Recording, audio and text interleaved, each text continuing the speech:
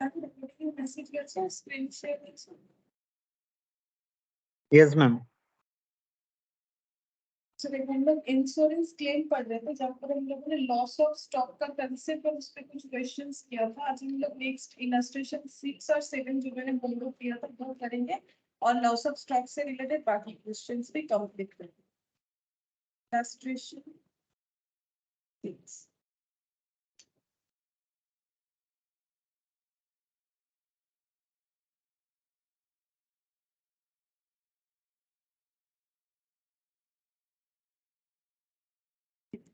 On 19th of May 2002, the premises of Sri Garibdas were destroyed by fire.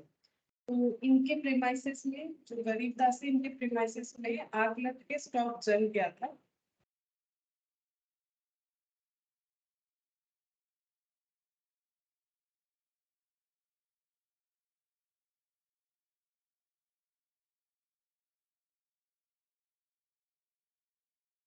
Good morning ma'am.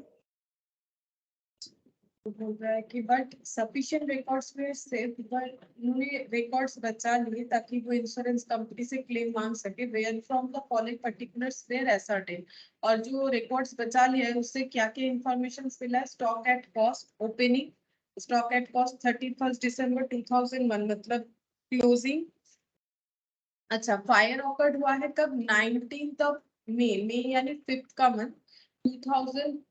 ठीक है ये इसका मतलब previous year का डेटा है क्योंकि 31 दिसंबर कंप्लीट होगा उसके बाद ही फायर ऑकर्ड हुआ है 31 दिसंबर जैन फिर मार्च। इसका मतलब इस क्वेश्चन में हमें जो गिवन है क्या मतलब जीपी गिवन नहीं है मतलब यहाँ पर स्टेप 1 हमारा परफॉर्म होगा मतलब प्रीवियस डेटा रिलेटेड हमें यहाँ पर गिवन है उससे हम क्या कर सकते हैं अपना जो जीपी है वो खुद ही हमें कैलकुलेट करना पड़ेगा। परचेज लेस रिटर्न बता दिया है इसी साल का। सेल्स लेस रिटर्न भी बता दिया इसी साल का। Purchase less return during 1 month 2002 से लेके 19th ऑफ मई 2002 तक 81,000 सेल्स जो है 115 मतलब ये मेमो ट्रेडिंग बनेगा मतलब किसी ईयर की शुरुआत से लेके जिस दिन फायर ऑकर्ड हुआ है उस दिन तक का सेल और परचेज का डेटा दिया है।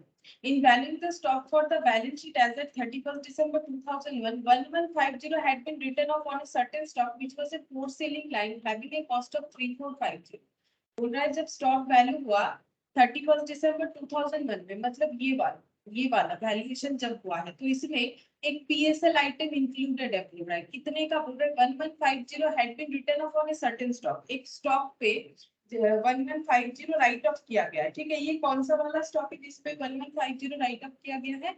ये वो पीएसएल स्टॉक है जिसका ओरिजिनल कॉस्ट था 3450 मतलब 3450 को 1150 से लेस कर दिया गया है। ठीक है तो 2300 पे ये स्टॉक यहाँ पर इंक्लूडेड है तो हमें यहाँ से एक्सक्लूड करना पड़ेगा। ठीक है तो क्लोजिंग स्टॉक से तो एक्सक्लूड करेंगे ही करेंगे साथ ही साथ ये भी तो देखना पड़ेगा कि ये पीएसएल आइटम हमारे पास आके पहुंचा कैसे। ठीक है किस तरह से ये पीएसएल आइटम हम लोग के पास आ गया तो ये या तो हमारे ओपनिंग स्टॉक में कैरी होके आया होगा या फिर ड्यूरिंग द ईयर में परचेज के साथ आया होगा।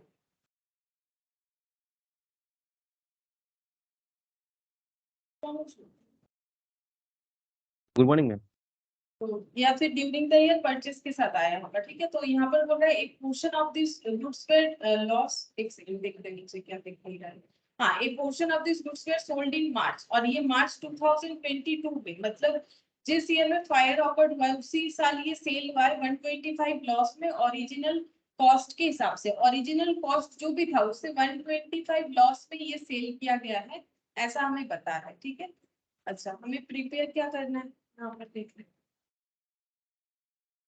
अच्छा जिसका ओरिजिनल कॉस्ट था 1725 आगे देखते हैं क्या बोला है। This reminder of the stock was now estimated to be worth the original cost. ठीक है और बाकी स्टॉक को ओरिजिनल कॉस्ट पे ही वैल्यू करने के लिए कहा गया है subject to the above exception gross profit has remain at a uniform rate throughout the year. तो एक्सेप्शन होने के बाद भी ठीक है जो भी एक्सेप्शन है लेकिन बोल रहा है कि जीपी जो है वो यूनिफॉर्म रेट पे ही रहा। ठीक है यूनिफॉर्म रेट का मतलब जैसा प्रीवियसली हम लोग कैलकुलेट करेंगे प्रीवियस ईयर का जीपी वैसे ही रहेगा। Stock sale salvage 2900 so the amount of claim of the stock destroyed by fire memorandum trading account to be prepared for the period 1/1/2002 से लेके 19th ऑफ, मतलब यहाँ क्लैरिफाई कर दिया है कि मेमो ट्रेडिंग ही बनाना है, ठीक है।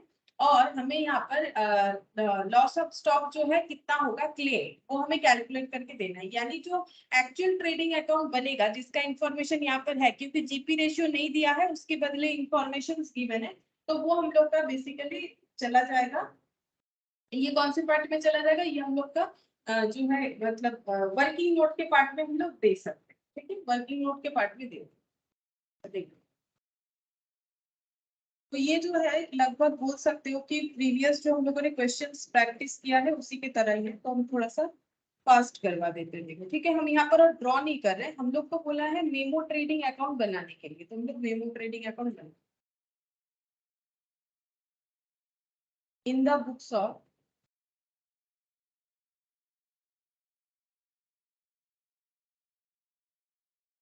श्री गरी मेमो ट्रेडिंग अकाउंट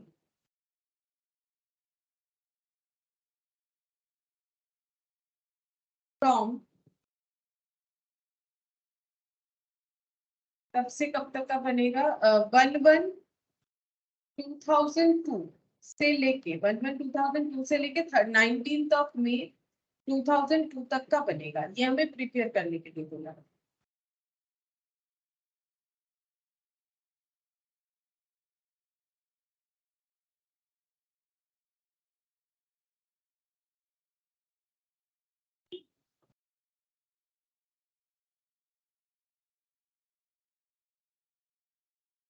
यहाँ पर पहले देखो, ये जो कॉस्ट है ये 39,800 दिख रहा है, इसको हम लोग ठीक कर लेंगे, ठीक है। तो यहाँ पर क्या क्या आएगा, ओपनिंग स्टॉक आ जाएगा। अच्छा, इस पीरियड का परचेस बताया है 81,000, ये डायरेक्टली लिख देते हैं 81,000। सेल्स बाई सेल्स, सेल्स हो जाएगा हम लोग का यहाँ पर 1,15,600 बाई क्लोजिंग स्टॉक, ये बैलेंसिंग फिगर आएगा। टू ग्रॉस प्रॉफिट, अब ग्रॉस प्रॉफिट कैलकुलेट करने के लिए हमें प्रीवियस ईयर का जीपी का जो है डेटा चाहिए, क्योंकि हमें क्वेश्चन बता रहा है कि जीपी कैसा है, GP uniform throughout the year है। Uniform throughout the year मतलब हर साल की तरह, मतलब प्रीवियसली जैसे हुआ था वैसा ही है। तो हम लोग अभी बना लेंगे अपना, यहाँ पर जो है कैलकुलेशन ऑफ लॉस और कैलकुलेशन ऑफ क्लेम इस पेज में हो जाएगा। नेक्स्ट पेज में हम वर्किंग नोट में बनाएंगे trading account for the previous, क्योंकि जीपी मिसिंग है। तो ट्रेडिंग अकाउंट फॉर 2001, ठीक है, ट्रेडिंग अकाउंट बन जाएगा 2001, इसका डेटा दे रखा है। तो ये वर्किंग नोट है, तो ऐसे लिख लेते हैं। तो ओपनिंग स्टॉक, ओपनिंग स्टॉक है 36,750,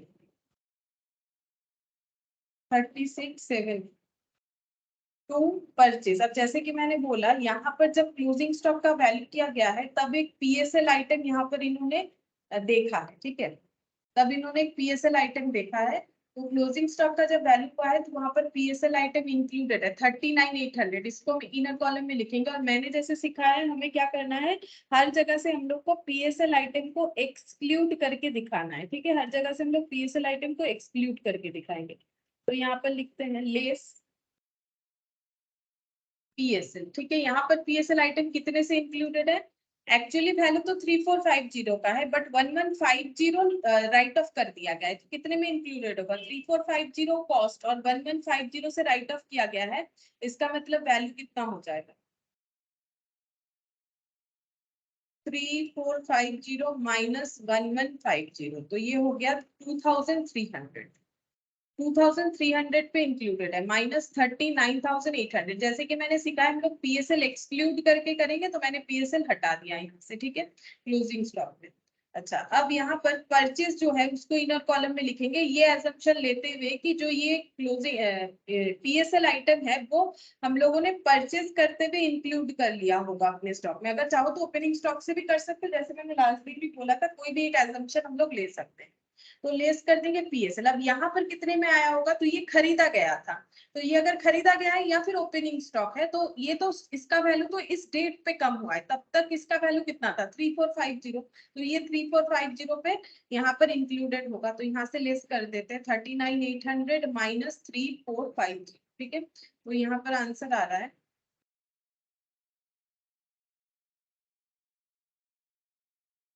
36,350 टू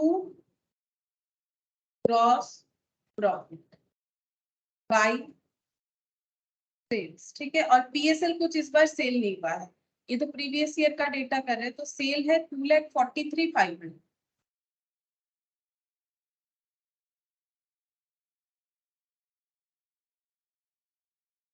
2,43,500 प्लस 37,500, तो ये हो रहा है 2,81,500। 36,750 36,350, तो ये आ रहा है 2,07,900। अब रेशियो कैलकुलेट करेंगे जीपी का। जीपी रेशियो मतलब परसेंटेज में निकालेंगे। 2,07,900 डिवाइडेड बाय सेल्स है 243,500।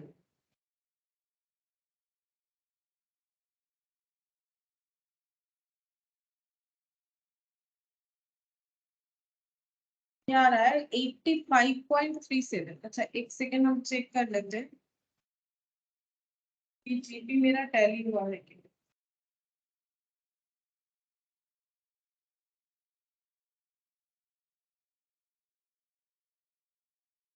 GP ratio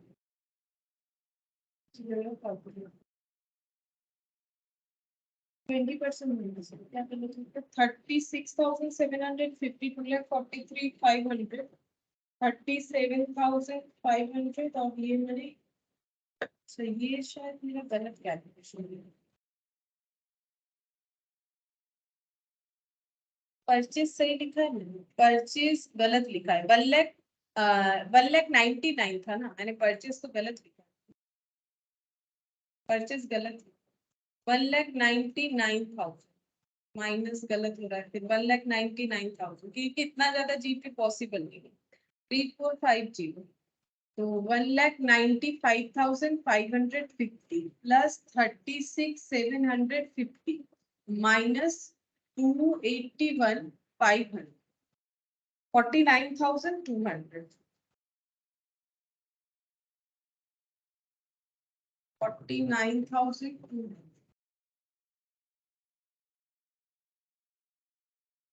divided by 2,43,500 into 100 20.20 मतलब ये लगभग 20 700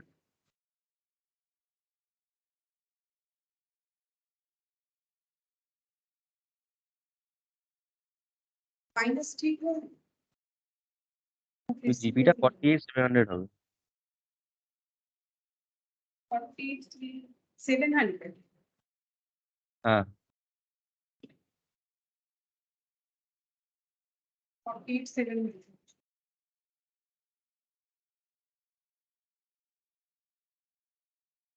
48,700 into 100 divide to 43,500। अच्छा ये डायरेक्टली 20% हो, तो गलत कैलकुलेशन हो रहा था। चलो तो अब इस पे कैलकुलेट करके देख, ठीक है।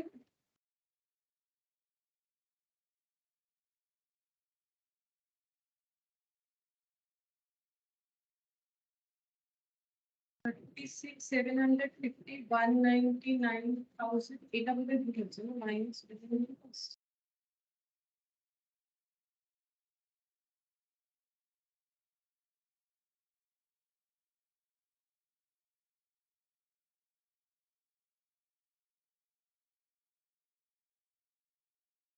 ওটা 2,81,000 হবে ওই নিচে যে ব্যালেন্সটা।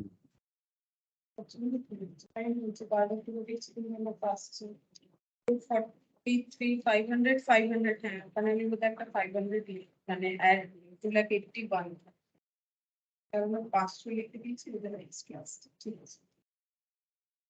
अच्छा, अब हम लोग यहाँ पर अपना ग्रॉस प्रॉफिट जो है 20% यूनिफॉर्मली रखते हुए 1,50,000। अच्छा, ये सेल सही करना पड़ेगा। ड्यूरिंग द ईयर में हम लोग का एक पीएसएल सेल हुआ था जो यहाँ पर बताया है 125 लॉस में सेल हुआ था। ओरिजिनल कॉस्ट था यहाँ पर 1725। तो यहाँ पर पीएसएल सेल का वैल्यू कितना होगा? तो हमें सेल वैल्यू चाहिए। सेल वैल्यू का मतलब क्या होता है? Cost plus profit. यहाँ पर कॉस्ट माइनस लॉस होगा 1725 माइनस 125। तो ये हो जाएगा 1600। ठीक है, एक बार देख लेते हैं। 1725 माइनस 125, हाँ 1600 हो रहा है। माइनस करते 15600। तो ये हो गया 1,15,600 माइनस 1600। 1,00,000 क्या लिखेंगे? 1,14,000। 1,14,000 इस पे जीपी कैलकुलेट होना चाहिए। 1,14,000 पे 20% का जीपी कैलकुलेट होगा तो 22,800। और ओपनिंग स्टॉक कितना होगा? जितना इस बार का मतलब प्रीवियसली क्लोजिंग स्टॉक दिख रहा होगा 37,500। मतलब एक्सक्लूडिंग ऑफ पीएल सारा कैलकुलेशन हमें करना है।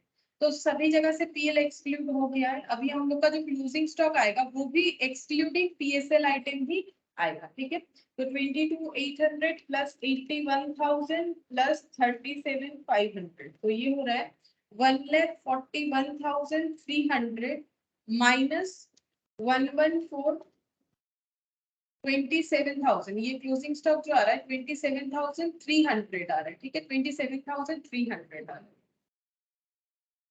141,300 क्लोजिंग स्टॉक। लेकिन ये कैसा स्टॉक आया है? ये पूरा का पूरा नॉर्मल स्टॉक आया है। नॉर्मल मतलब इसमें किसी भी तरह का पीएसएल आइटम इंक्लूडेड नहीं है। अब हम लोग यहाँ पर लिखेंगे calculation of total loss. Calculation of total loss.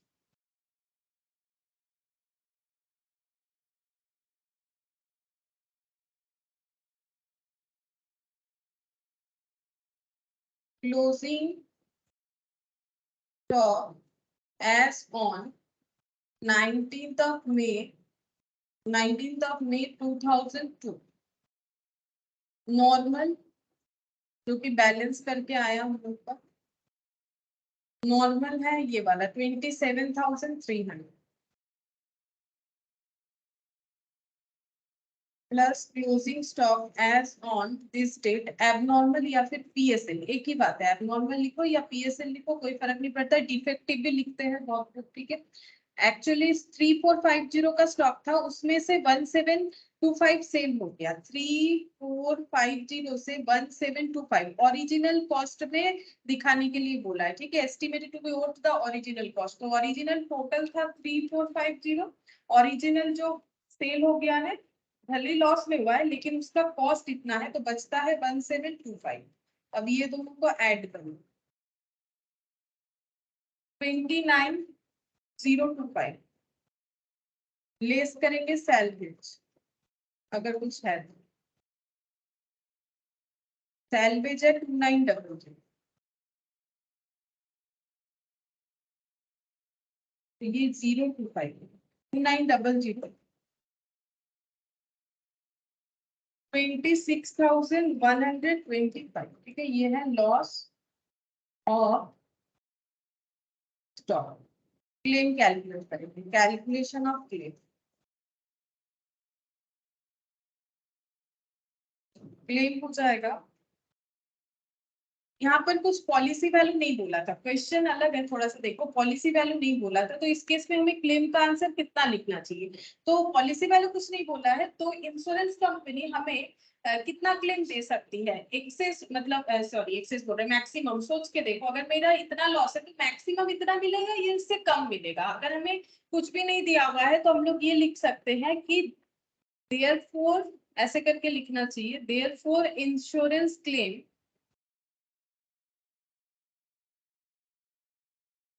Will be मतलब हो सकता है कितना 26,125 इतना हो सकता है। हम लोग कंफर्म नहीं है कितना होगा क्योंकि हम लोग के पास पॉलिसी वैल्यू नहीं है। हम लोग एवरेज क्लॉज नहीं अप्लाई कर सकते तो इतना तो बोल सकते हैं कि जितना लॉस हुआ है उस हिसाब से अगर देखें तो हम लोग का प्रोपोर्शनेटली तो नहीं कर पाएंगे लेकिन मैक्सिमम इतना हो सकता है या फिर इससे कम। इससे ज्यादा कभी नहीं। तो फिर नेक्स्ट देखो यहाँ पर इलास्ट्रेशन 7, ये थोड़ा सा अलग है, इसमें सेल ऑन अप्रूवल बेसिस का पॉइंट भी आएगा, इसलिए मैंने ये सेल ऑन अप्रूवल बेसिस करवाया है इन लोगों को भी, ठीक है। तो यहाँ पर देखो क्या बोला है।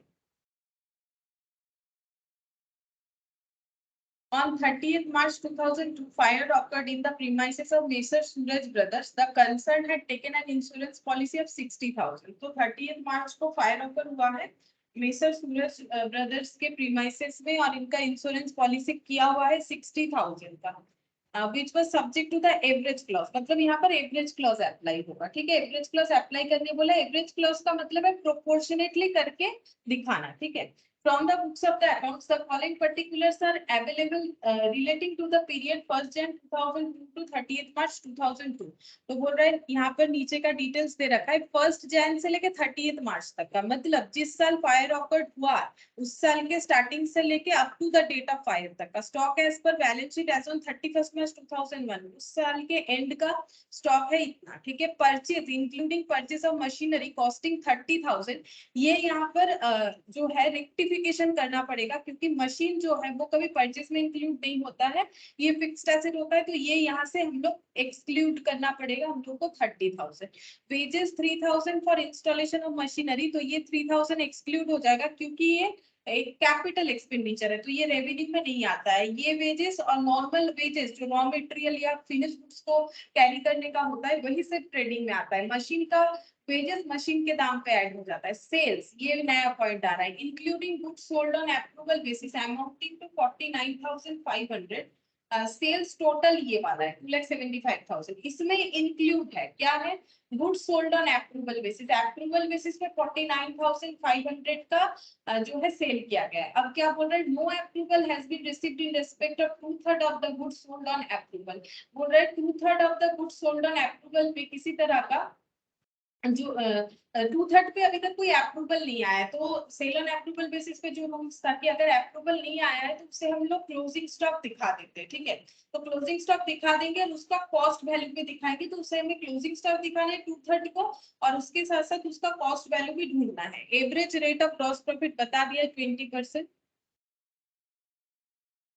Salvage 12,300। You are required to compute the amount of the claim to be lodged to the insurance company, ठीक है।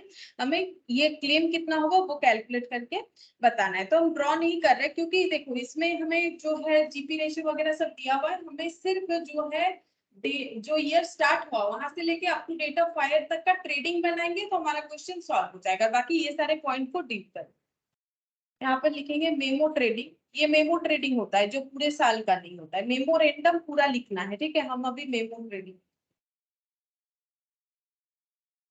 1/1/2002 से लेके 30th of March 2000।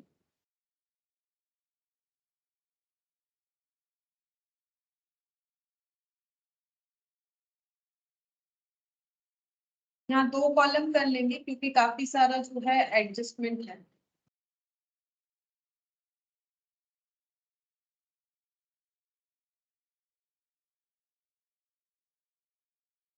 To opening stock, ठीक है।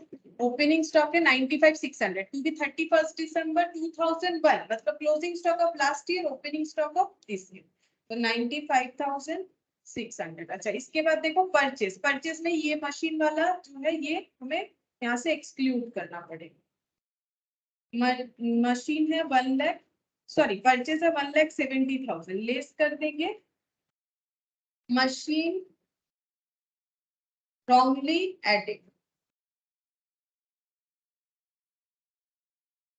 तो ये हो जाएगा हम लोग का 30,000।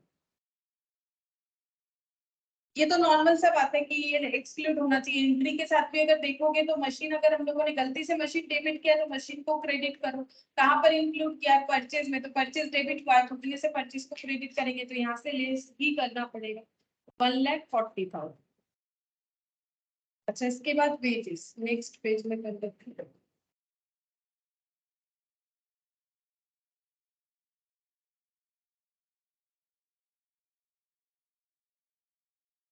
वेजेस, वेजेस है यहाँ पर 50,000। लेस इंस्टॉलेशन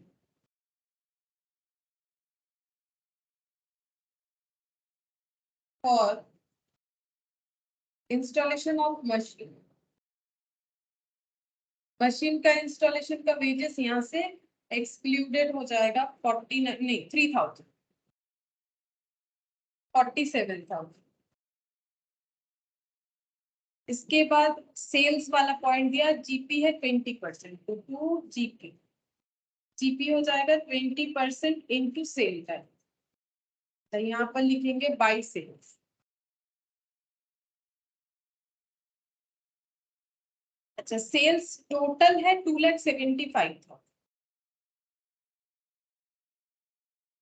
ठीक है, अब हमें करना क्या है, यहाँ पर पहला बात है उतना स्टॉक को हम लोग क्लोजिंग स्टॉक दिखा देंगे जितना हम लोग का अप्रूवल नहीं मिला है। कितने का अप्रूवल नहीं मिला है? 2/3 का। तो 2/3 अगर मेरा क्लोजिंग स्टॉक होगा तो यहाँ पर क्लोजिंग स्टॉक जो बैलेंसिंग फिगर आएगा वो तो आएगा ही आएगा, और गुड्स लाइन विद कस्टमर वो भी हमारा क्लोजिंग स्टॉक होगा। तो गुड्स लाइन विद कस्टमर, तो ये भी हम लोग का क्लोजिंग स्टॉक होगा। हम लोग को पता है ये कैसे कैलकुलेट करना होता है। पहला बात है कि 2/3 ऑफ द गुड्स, यहाँ पर in respect of 2/3 of the goods sold on approval, no approval 2/3 पे। अच्छा, तो 49,500 का 2/3, इस पे हमें कोई अप्रूवल नहीं मिला है, तो अनअप्रूव कितना है? अनअप्रूव्ड है 33,000 का। ठीक है, इसमें से हम लोग को क्या लेस करना पड़ेगा? ग्रॉस प्रॉफिट लेस करना पड़ेगा। ठीक है, तो ग्रॉस प्रॉफिट कितना है? ग्रॉस प्रॉफिट तो इनका 20% होता है, तो इसमें से हम लोग लेस कर देंगे 20% का ग्रॉस प्रॉफिट। तो हम लोग को क्या मिल जाएगा? कॉस्ट ऑफ द गुड्स, जो कि हम लोग कस्टमर के पास पड़ा हुआ है। ठीक है, cost of goods line with customer, जिसे हम लोग क्लोजिंग स्टॉक दिखाने वाले हैं। इसका अप्रूवल नहीं मिला है, शायद अभी तक टाइम नहीं हुआ होगा, तो हम लोग इसे क्लोजिंग स्टॉक दिखा देंगे। तो 26,400। ठीक है, यहाँ पर आंसर आ जाएगा 26,400। तुम लोग चाहो तो इसे वर्किंग कर सकते। और यहाँ पर सेल्स का हम लोग कितना दिखाएंगे? 2,75,000 से लेस कर देंगे यहाँ पर ये 30,000। क्यों? क्योंकि ये सेल को हम लोग क्लोजिंग स्टॉक दिखा रहे हैं, तो 33,000 का सेल हम लोग यहाँ से लेस कर देंगे। Not getting any approval, not getting any approval, 33,000। ठीक है, 2,75,000 में से हमें पता है 33,000 का सेल अभी तक अप्रूवल नहीं मिला है, तो ये हम लोग का सेल 2,42,000 आ जाएगा। ठीक है, अब इसको चाहो तो तुम लोग वर्किंग नोट भी कर सकते हो ये वाले पॉइंट को। तो यहाँ पर 2,40,000 का 20%,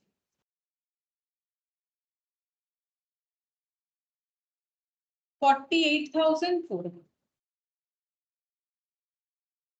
बाकी हम लोग का जो क्लोजिंग स्टॉक आएगा नॉर्मल, जो हमारे गोडाउन में ही पड़ा हुआ है, मतलब जो जल सकता है। ठीक है, तो यहाँ पर 48,400, 47,000, 140, 95, 600,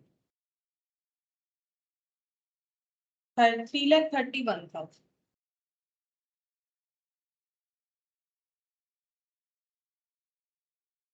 माइनस 2,42,000, माइनस 26,400, 62,600 क्लोजिंग स्टॉक जो हमारे गोडाउन में है। तो प्रोबेबली यही वाला हम लोग का जल सकता है, 3,31,600। तो यहाँ से हम लोग निकालेंगे कैलकुलेशन ऑफ लॉस।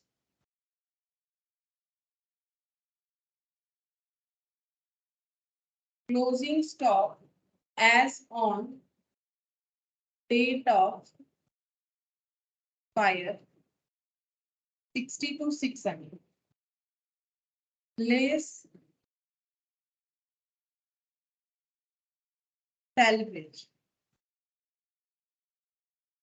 जो बच गया, salvage 12,300, 50,300 calculation of claim।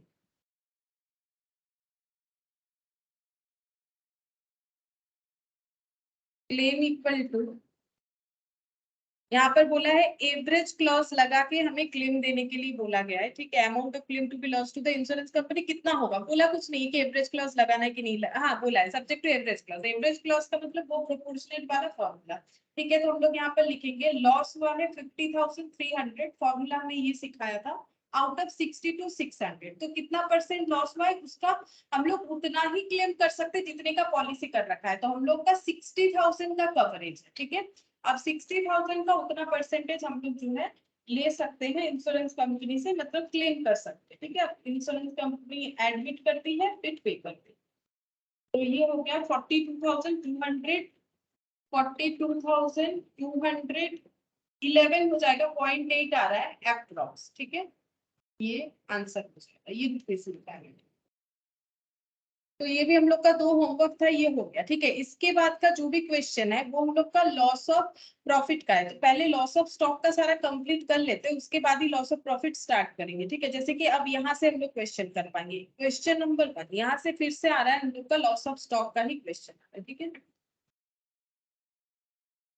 Question number 1, ठीक है। यहाँ पर बोल रहा है देखो, on 15 December 2001 a fire occurred in the premises of Messrs. Home Export. Most of the stock were destroyed. Most of the stock were destroyed. Cost of stock salvage being 1,40,000. Maximum stock जल गया है और जो बचा है वो है 1,40,000। अच्छा, From the books of the accounts the following particulars are available, ठीक है। ये कुछ इंफॉर्मेशन मिला है। Stock at the close of the account on 31st March 2001 was value 9,40,000। बोल रहा है जब 31st March 2001 मतलब ईयर एंड हुआ होगा, ठीक है। और फायर ऑकर हुआ है 15th December 2001, मतलब इसके बाद। तो ये ईयर जब एंड हुआ था मतलब 2001 वाला जो ईयर है उसमें क्लोजिंग स्टॉक का वैल्यू है इतना 9,40,000, मतलब इस साल का ओपनिंग स्टॉक था। परचेज 14 से लेके 15th December तक बता दिया है, सेल्स बता दिया है उसी पीरियड का, during that period.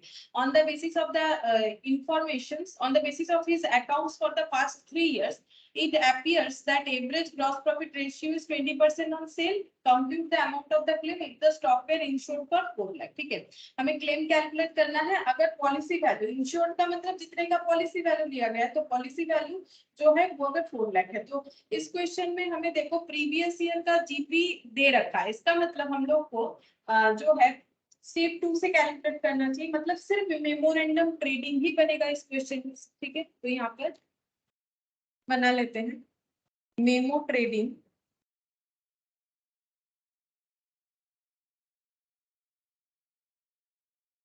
Account for from from for the period भी लिख सकते हो, फ्रॉम बोल के डेट दे दो। 1 अप्रैल 2001 से लेके 15th December 2001।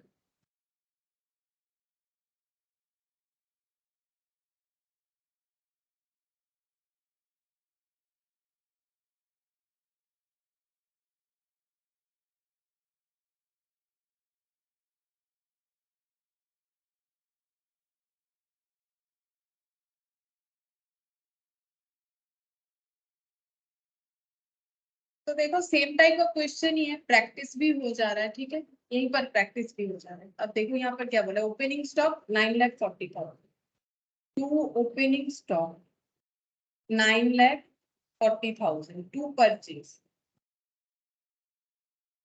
Bye sales to GP 20% था।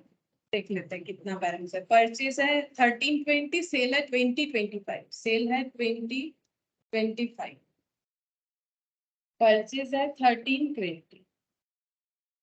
मुझे इंश्योरेंस क्लेम की 312500 हो। इंश्योरेंस क्लेम 3125 है, 3,12,000, ठीक है। 2025 into 20%, तो ये हो जाएगा 4,05,000 by closing stock. 4,05,000 plus 1320 plus 940, 26,65,000। minus 2025, 6,40,000.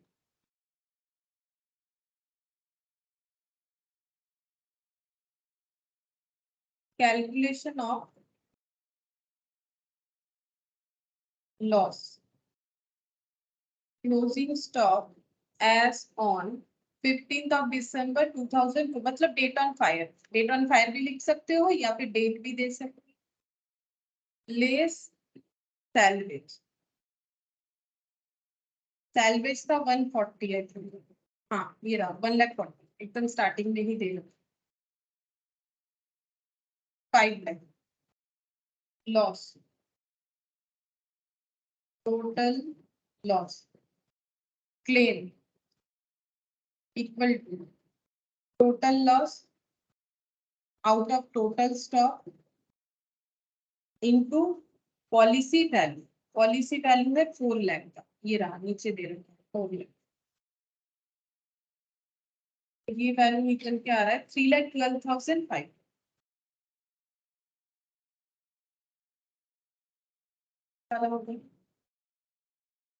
Question number 2. On 29th August 2002, the godown of the trader caught fire and large part of the stock of goods were destroyed. However, goods costing 1,08,000 could be salvaged, incurring firefighting expenses amounting to 4,700. अगर देखोगे तो मैंने notes में fire fighting वाला लिखवाया था, यहाँ आ गया पॉइंट, ठीक है। तो इन्होंने मतलब आग बुझाने के लिए कोशिश भी किया है, जैसे कि दमकल वगैरह बुलाना, ठीक है। तो ये सब जो भी कोशिश किया है, फायर फाइटिंग एक्सपेंसेस इन्होंने 4,700 का कर लिया है, और इसके बाद इतना स्टॉक, इतने रुपए का जो है गुड्स भी बचा लिया है। अब यहाँ पर क्या क्या बोल रहा है, cost of the stock on 1 अप्रैल 2001, मतलब जो जिस साल आग लगा उसके पहले का, तो इसका मतलब इस पे जीपी मिसिंग होगा, हमें ही कैलकुलेट करना पड़ेगा। क्लोजिंग स्टॉक उस साल का 31 मार्च का, परचेज इतना, purchase from 1 April to 2002, sorry 1 April 2002 से लेके डेट ऑफ फायर तक, मतलब ये मेमो ट्रेडिंग का पार्ट हो गया है ना। 1 अप्रैल से लेके, अगर ये टाइमलाइन एक बार देखो तो यहाँ पर हम लोग का ये एक ईयर स्टार्ट हो रहा है 1 अप्रैल से लेके 2001 और खत्म होगा फिर 31 मार्च 2002। उसका डेटा ये वाला, ठीक है। फिर यहाँ पर बोल रहा है, ये परचेज भी बोल रखा है, ये 3 डेटा इस पीरियड को रिलेट कर रहा है, इस पीरियड, ठीक है। उसके बाद मेमो ट्रेडिंग वाला जो डेटा है ये वाला, इसमें ये वाला आ जाएगा, ठीक है। Cost of goods distributed as sample for advertising from 1 April 2002 to the date of fire. तो कुछ इन्होंने एडवर्टाइजिंग के लिए फ्री सैंपल डिस्ट्रीब्यूशन किया है, इसका इम्पैक्ट क्या होता है तुम लोग को पता है, फाइनल अकाउंट्स में भी होता है। हम लोग क्या करते हैं, अपने स्टॉक को कम कर देते हैं, अगर फ्री सैंपल डिस्ट्रीब्यूशन करें स्टॉक कम होगा तो ये परचेज से लेस हो जाएगा, ठीक है। ये भी हमारा मेमो ट्रेडिंग का पार्ट हो गया। अच्छा, क्योंकि ये उस डेट का जो है बोल रहा है कि उस डेट पे ही एक्टिविटी हुआ है। Cost of goods withdrawn bye trader, trader ने ड्रॉइंग्स किया है पर्सनल यूज के लिए, गुड्स ड्रॉ किया है, तो फिर से परचेज से कम करना पड़ेगा। 1 अप्रैल से लेके डेट ऑफ फायर तक, 1 अप्रैल 2002, मतलब यहाँ से लेके यहाँ तक, मतलब ये भी मेमो ट्रेडिंग में इसका इम्पैक्ट आने वाला है, कितना 2000, ठीक है। अच्छा, फिर देखते हैं क्या बोला है। Sales for the year ended 31 March 2002, मतलब ये वाला ट्रेडिंग का पार्ट हो गया। देखो 31 मार्च 2002 बोल रहे हैं ना यहाँ पर, लेकिन जो डेटा है वो नीचे दिया है, तो हमें ध्यान से देखना है, ठीक है। ये ट्रेडिंग का पार्ट हो जाएगा। और सेल्स 1 अप्रैल से लेके डेट ऑफ फायर, मतलब मेमो ट्रेडिंग का पार्ट हो गया। Insurance company also admitted fire fighting expenses, मतलब इंश्योरेंस कंपनी बोल रही है कि हाँ, जो आग लगने की वजह से जो फायर फाइटिंग एक्सपेंसेस हुआ है उसका भी क्लेम हम एडमिट कर रहे हैं। मतलब जब ये जो ऑर्गेनाइजेशन है वो बोलेगा, देखिए आग बुझाने के लिए भी तो मैंने खर्चा किया, तो मेरा तो इतना खर्चा हुआ है, मैंने इंश्योरेंस कर रखा है, तो आपकी तरफ से इसका क्या मतलब है। तो ये लोग बोल रहे हैं कि एडमिट करेंगे, मतलब इसका लॉस, ये खर्चा हम लोग देंगे, ठीक है। मतलब ये लॉस में काउंट कर लेंगे, लॉस को बढ़ा देंगे तरफ से। The trader had taken the fire insurance policy, policy लिया हुआ था 9 लाख का, हमें क्लेम कैलकुलेट करने के लिए बोला गया है, ठीक है। तो पहले तो ट्रेडिंग अकाउंट बनेगा,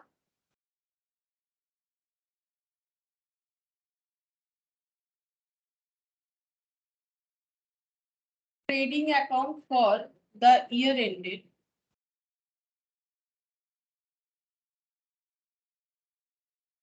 31st March 2000,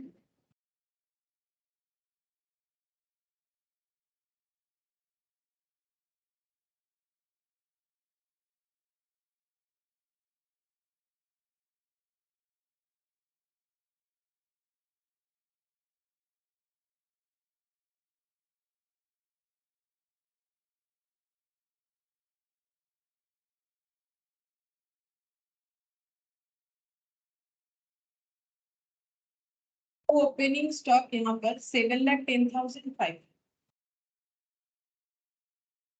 to purchase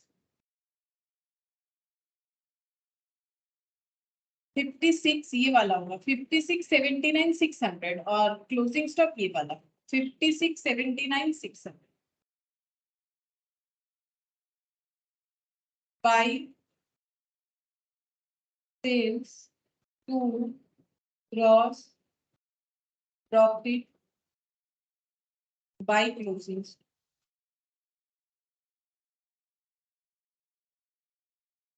closing stock हो जाएगा 7,90,100। सेल देख लेते हैं 80 लाख, ये वाला 80 लाख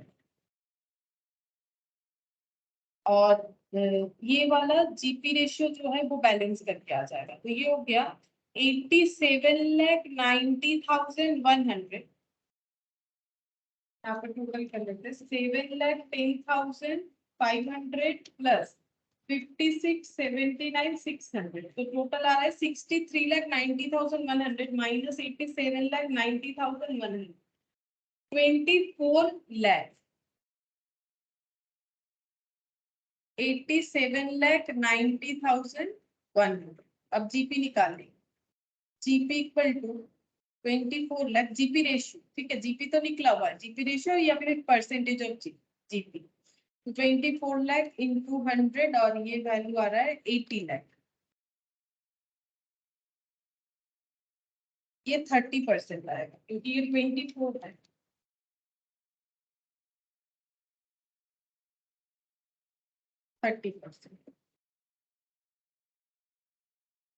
अब हम लोग बनाएंगे memo trading. Memo trading from 1/4/2002 से लेके 31st नहीं कौन से लगे कब फायर ऑफर हुआ है तब तक 29 तक।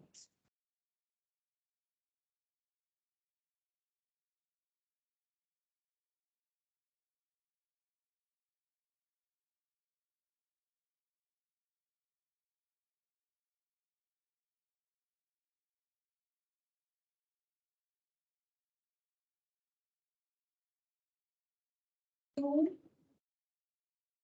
Opening stock by sales to purchase, तो परचेज हो जाएगा 1 April to date of fire 33,10,700 33,10,700 45,36,000 45,36,000। अच्छा ओपनिंग स्टॉक तो ये जो क्लोजिंग स्टॉक है ये वाला यहाँ पर ओपनिंग हो जाएगा मतलब 7,90,100 बाई 2 जीपी। जीपी 30% करके ही लेना पड़ेगा 45,36,000 45,36,000 into 30%, 13,60,800 by closing stock, balancing fee plus 33,10,700 plus 7,9,0,100 54,61,600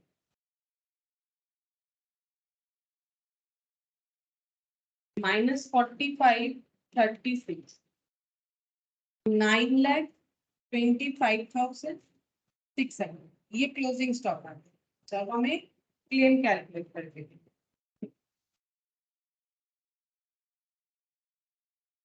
पहले total loss calculation of loss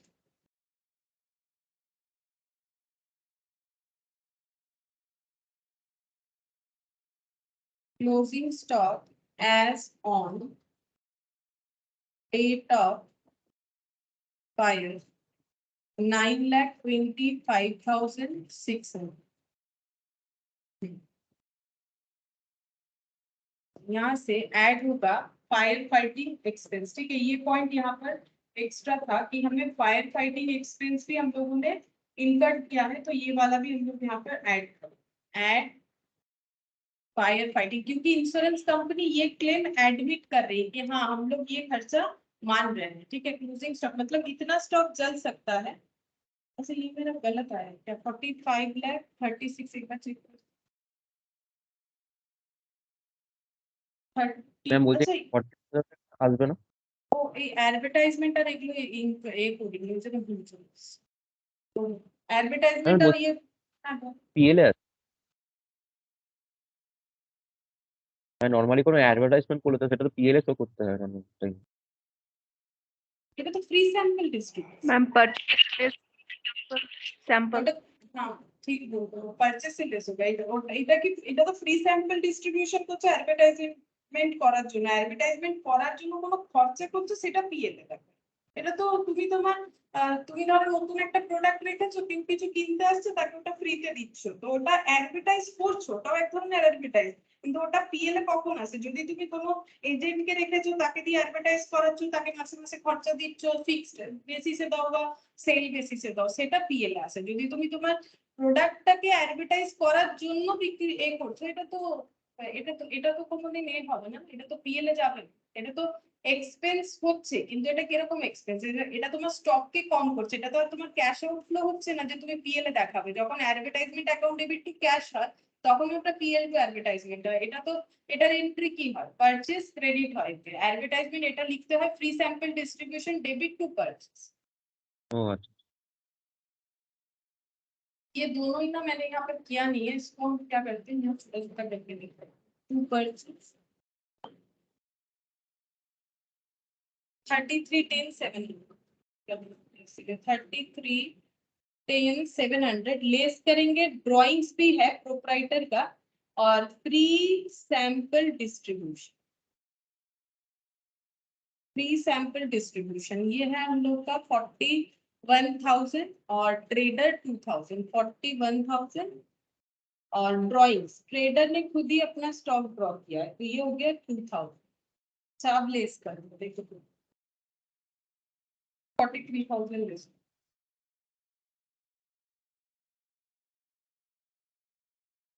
32,67,700, 32,67,700 plus 7,901,000 minus 54,61,600।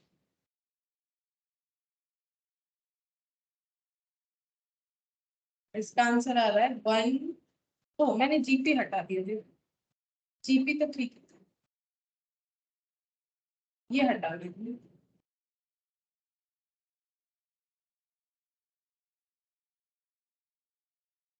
ये कितना हो जाएगा, और 54, ये भी तो गलत हो जाएगा, फिर ये भी तो ठीक करना है।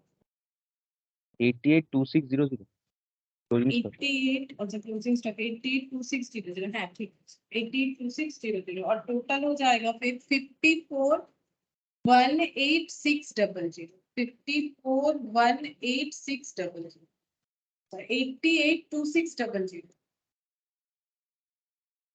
ম্যাম এখানে যে ড্রয়িংসটা বলেছে সেটা যদি অ্যাডজাস্টমেন্টে পড়ে তখন কি সেটা বলো অ্যাডজাস্টমেন্ট কতটা কেটে গেল, বলো অ্যাডজাস্টমেন্ট। আওয়াজটা আসছে না, মানে তুমি বলছো আমি কিছু শুনতে পাচ্ছি না। তুমি যদি আমার আওয়াজ শুনতে পাচ্ছ, কোনো আওয়াজই আসছে না। একবার রিজয়েন করে জিজ্ঞেস করো, জিজ্ঞেস করো।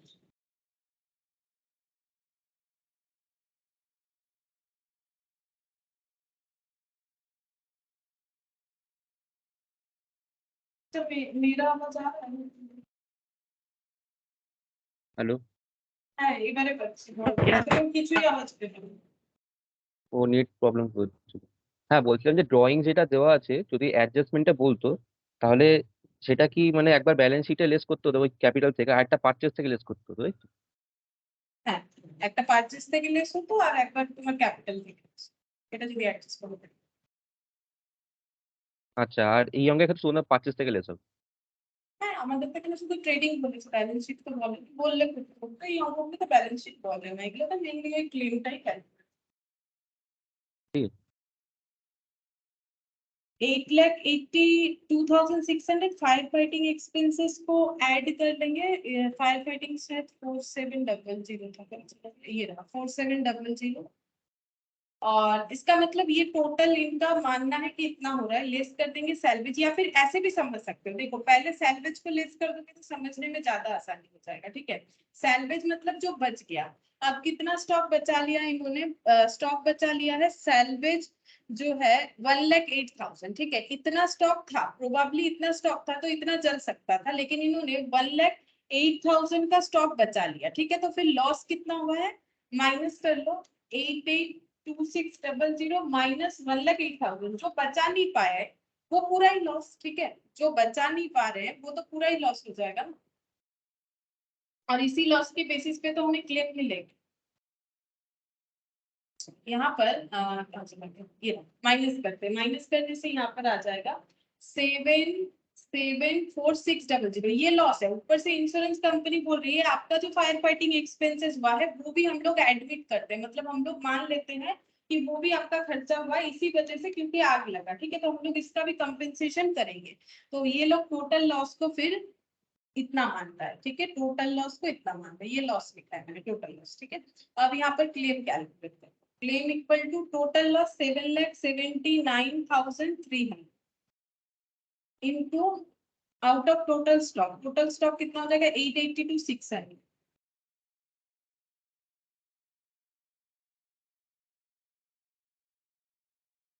Nine lakh insurance policy 9 lakh का डिवाइडेड बाय 882,600, ये कितना हो गया 7,79,300 into 9 lakh divided by 882,600, 7,94,663, 7,94,663, ठीक है। ये आ रहा है मतलब 7,94,663 रुपीज अप्रोक्स, ठीक है। क्योंकि पॉइंट है इसके बाद पॉइंट के आंसर है, पॉइंट और भी तो अप्रोक्स लिख देंगे। अप्रोक्सीमेटली इतना क्लेम जो है ये हो रहा है।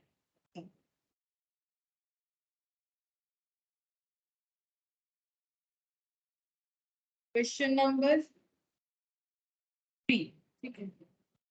क्वेश्चन नंबर 3 में क्या बोला है देखो, यहाँ पर बोल रहा है a fire occurred in the premises of Messrs fire proof company on 31st August from the following particulars relating to the period 1st April to 31st August 2001. You are request to ascertain the amount of claim to be filed with the insurance company for the loss of stock. कितना claim file मतलब launch कर सकती है, ठीक है। The concern had taken an insurance policy of 60,000. 60,000 का policy लिया गया है। फायर ऑकर्ड का पीरियड यह है, मतलब ये मेमो ट्रेडिंग का पीरियड बता दिया, और फायर एक्चुअली 31st August को ऑकर्ड हुआ है। स्टॉक एज पर balance sheet on 31st March 2001, ठीक है। मतलब ये ईयर का स्टार्टिंग का ओपनिंग स्टॉक परचेज 1,70,000। वेजेस बोल रहा है मशीन का वेजेस इंस्टॉलेशन पे बाय 50,000, तो ये सॉरी 3,000, तो ये 50,000 से लेस हो जाएगा। ऐसा हम लोगों ने थोड़ी देर पहले क्वेश्चन किया।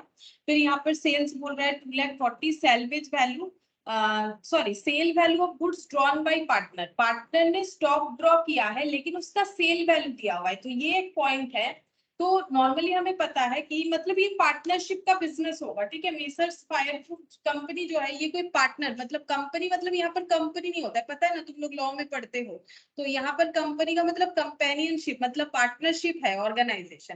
अब पार्टनर ने 15,000 का स्टॉक ड्रॉ किया है लेकिन इसका सेल वैल्यू दिया हुआ है, तो स्टॉक ड्रॉ हम लोग सेल वैल्यू पे दिखाते हैं कि cost value, obviously cost value पे दिखाते हैं ना। अगर हम लोग खुद ही अपने जो है बिजनेस से कुछ स्टॉक ड्रॉ कर रहे हैं तो ऑब्वियसली वो मेरा कॉस्ट परचेज से लेस करने का मतलब तो कॉस्ट को ही कम करेगा, वहां से प्रॉफिट क्यों हम लोग डिडक्ट करें। तो ये पॉइंट देखना है कि यहाँ पर ये 15,000 को हमें ट्रांसफर करना पड़ेगा इसके कॉस्ट वैल्यू पे। फिर बोल रहा है cost of goods sent to consignee, consignee का भी पॉइंट यहाँ पर आ गया। गुड्स भेजा गया है कंसाइनी को 16 अगस्त में, जो कि अनसोल्ड कंडीशन में उनके पास पड़ा हुआ है, ठीक है। तो अगर उनके पास पड़ा हुआ है तो वो स्टॉक तो जलने का कोई यहाँ पर सिचुएशन नहीं है, तो इसको हम लोग क्लोजिंग स्टॉक दिखा देंगे, ठीक है। जैसे हम लोग नॉर्मली कंसाइनमेंट में दिखाते हैं ना, स्टॉक लाइन विद कंसाइनी, तो यहाँ पर भी दिखाना पड़ेगा। क्यों? क्योंकि जैसे देखो हम लोगों ने goods sold on approval basis पे हम लोग का अगर स्टॉक का वैल्यूएशन देखो, एक्चुअली इसलिए होता है, क्यों दिखाना पड़ता है यहाँ पर, ये हम sale of goods on approval basis पे भी बता चुके हैं, इसीलिए दिखाना पड़ता है। मेरा यहाँ पर 100 रुपए का एक स्टॉक था, ठीक है, उसमें से मैंने मान लो 22 रुपीज का बेच दिया है, 2 रुपीज का मेरा जीपी आया है, ठीक है। तो बचा क्लोजिंग स्टॉक कितना, 20 रुपीज का। अब मान लो ये क्लोजिंग स्टॉक का एक पार्ट मान लेते हैं 15 रुपीज का हमारे गोडाउन में है, 5 रुपीज का जो है कंसाइनी के पास पड़ा हुआ है। अगर हम लोगों ने कंसाइनमेंट में भी कुछ गुड्स भेजा था, मान लेते हैं 5 रुपीज का भेजा था, ठीक है। तो इसका मतलब ये अगर हम लोग नहीं दिखाएंगे तो हमारा जीपी भी तो गलत कैलकुलेट होगा। अगर मान लो जीपी बैलेंसिंग फिगर निकालना चाहते हैं तो क्योंकि ये 100 में तो ये इंक्लूडेड है ना, हम लोग जब गुड्स को कंसाइनमेंट में भेज रहे हैं किसी के पास, तो वो ट्रेडिंग अकाउंट में परचेज या फिर ओपनिंग स्टॉक जो भी है, जो इंक्लूडेड वैल्यू है, मतलब इतना ही तो स्टॉक है अवेलेबल फॉर सेल, आप खुद से बेचो या कंसाइनमेंट के थ्रू से बिकवाओ, तो इसमें से क्लोजिंग स्टॉक जो सेल हो गया वो भी दिखाना जरूरी है, जो हम लोग का क्लोजिंग स्टॉक है वो भी दिखाना जरूरी है, और closing stock lying with customer हो in case of sale on approval basis, और closing stock lying with consignee हो इन केस ऑफ कंसाइनमेंट, तो तीनों ही दिखाना पड़ेगा ना। तीनों चीज रहेगा तो तीनों ही दिखाना पड़ेगा। अगर हम लोग नहीं दिखाते हैं तो हम लोग का कॉस्ट ज्यादा हो जाएगा, मैचिंग कंसेप्ट फॉलो नहीं होगा। मैचिंग कंसेप्ट क्या बोल रहा है कि जितना कॉस्ट इनकट हुआ है उसके अगेंस्ट में प्रॉफिट बुक होना चाहिए, तो उसी हिसाब से होता है, और जितना कॉस्ट इनकट हुआ है उसी हिसाब से जो बैलेंस रह रहा है वो भी तो मुझे दिखाना पड़ेगा। अगर हम टोटल इतना दिखा रहे हैं तो मुझे वो भी अमाउंट दिखाना पड़ेगा। ऐसा तो नहीं है कि जो कंसाइनमेंट स्टॉक भेजा है उसको हम यहाँ से लेस कर रहे हैं, नहीं कर रहे हैं ना। तो मुझे ये अगर पूरा दिखा रहे हैं, ये टोटल स्टॉक दिखा रहे हैं जिससे हम बिजनेस कर रहे हैं, इसी से मैंने कंसाइनमेंट को भी, मतलब कंसाइनमेंट में भी जो है स्टॉक भेजा हुआ है, तो जो क्लोजिंग स्टॉक रहेगा वो तो मुझे दिखाना पड़ेगा, इसीलिए दिखाया जाता है। और जो सेल ऑन अप्रूवल बेसिस है उसमें भी इसीलिए दिखाया जाता है। हाँ ऑब्वियसली कस्टमर के पास पड़ा हुआ है, लेकिन कॉस्ट में तो इनकटेड है ना, तो फिर उसको तो मुझे कम करके दिखाना ही पड़ेगा। अगर हम नहीं दिखाएंगे तो मेरा परचेज का वैल्यू ज्यादा दिखाएगा, और जो क्लोजिंग स्टॉक है वो मेरा गलत वैल्यूएशन होगा, ठीक है। जैसे मेरे पास अगर 15 यूनिट्स कुछ प्रोडक्ट मैंने खरीदा है, उसमें से मैंने 2 यूनिट सपोज सेल कर दिया, ठीक है, और बाकी 2 यूनिट सेल कर दिया और मैंने 10 यूनिट जो है वो कंसाइनमेंट में भेजा, ठीक है। तो यहाँ पर हो गया 12, और 3 यूनिट जो है मेरे पास गोडाउन में है। तो मुझे अगर ये पूछा जाए कि प्रॉपर कैलकुलेशन करके मुझे ये बताओ मेरे गोडाउन में कितना है, तो क्या हम ये बोलेंगे कि 15 में से 2 यूनिट बिक गया तो मेरे पास 13 यूनिट गोडाउन में? नहीं, मेरा 10 यूनिट तो कंसाइनमेंट में है, मतलब इसे अलग से लिखना पड़ेगा, ये भी मुझे क्लोजिंग स्टॉक दिखाना पड़ेगा, तभी तो हम 3 कैलकुलेट कर पाएंगे। मुझे लिखना पड़ेगा closing stock lying with consign, ठीक है। तो यहाँ पर भी यही वाला अप्रोच लेंगे। Cost of goods distributed as free sample, तो फिर से फ्री सैंपल वाला आ गया, गुड्स डिस्ट्रीब्यूट हुआ है तो परचेज कम हो जाएगा। While valuing the stock on 31 March 2001 1000 were return of in respect of slow moving item, तो ये क्वेश्चन में पीएसएल भी डाल दिया, ठीक है। The cost of which was 5000, 5000 का एक पीएसएल आइटम है, स्लो मूविंग भी बोला जाता है, पीएसएल भी बोला जाता है, डिफेक्टिव भी बोला जाता है, एबनॉर्मल भी बोला जाता है, ठीक है। A portion of these goods were destroyed, were sold at a loss of 500 on original cost of 2500, 5000 का टोटल पीएसएल था, उसमें से 2500 ओरिजिनल कॉस्ट जो है वो सेल हुआ है, लेकिन 500 लॉस में, मतलब 2000 रुपीज में बिक गया। The remainder of the stock is now estimated to be worth the original cost, तो बाकी बचेगा कितना, 2500 ही बचेगा, वो हमें ओरिजिनल कॉस्ट पे वैल्यू करना है, that is 2500। The average rate of gross profit 20% throughout the year, तो प्रॉफिट जो है वो 20% थ्रू आउट द ईयर चल रहा है, ठीक है। अभी हम लोग कैलकुलेशन करते हैं, तो यहाँ ट्रेडिंग मेमो ट्रेडिंग दोनों चीज बनने वाला है। नहीं, मेमो ट्रेडिंग बनेगा, ट्रेडिंग का तो जरूरत नहीं है, दे तो दिया है जीपी रेशियो 20%, मेमो ट्रेडिंग बनेगा सिर्फ।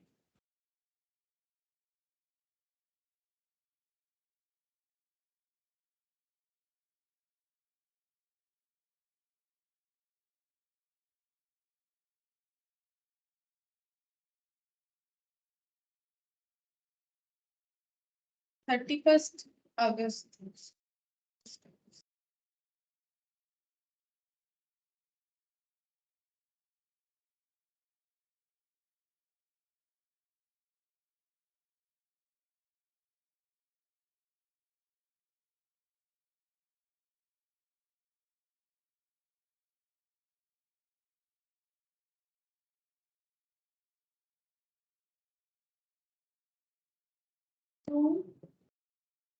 ओपनिंग स्टॉक, ओपनिंग स्टॉक जो है वो है हम लोग का 99,000। अब जो पीएसएल आइटम है उसका क्या बोल रखा है एक बार देख लेते हैं। ये राइट ऑफ किया गया। अच्छा, इसको हम लोग परचेज से भी लेस कर सकते हैं और ओपनिंग स्टॉक से भी लेस कर सकते हैं। ठीक है, परचेज से ही कर देंगे तो इसको हम आउटर कॉलम में ही लिखते हैं। सारे क्वेश्चन में तो मैंने परचेज वाले एजम्पशन लिया, तो यहाँ पर भी वही ले लेते। एक ही बात है, कहीं पर भी लो, जब तक हमें पर्टिकुलर कुछ बोलेगा।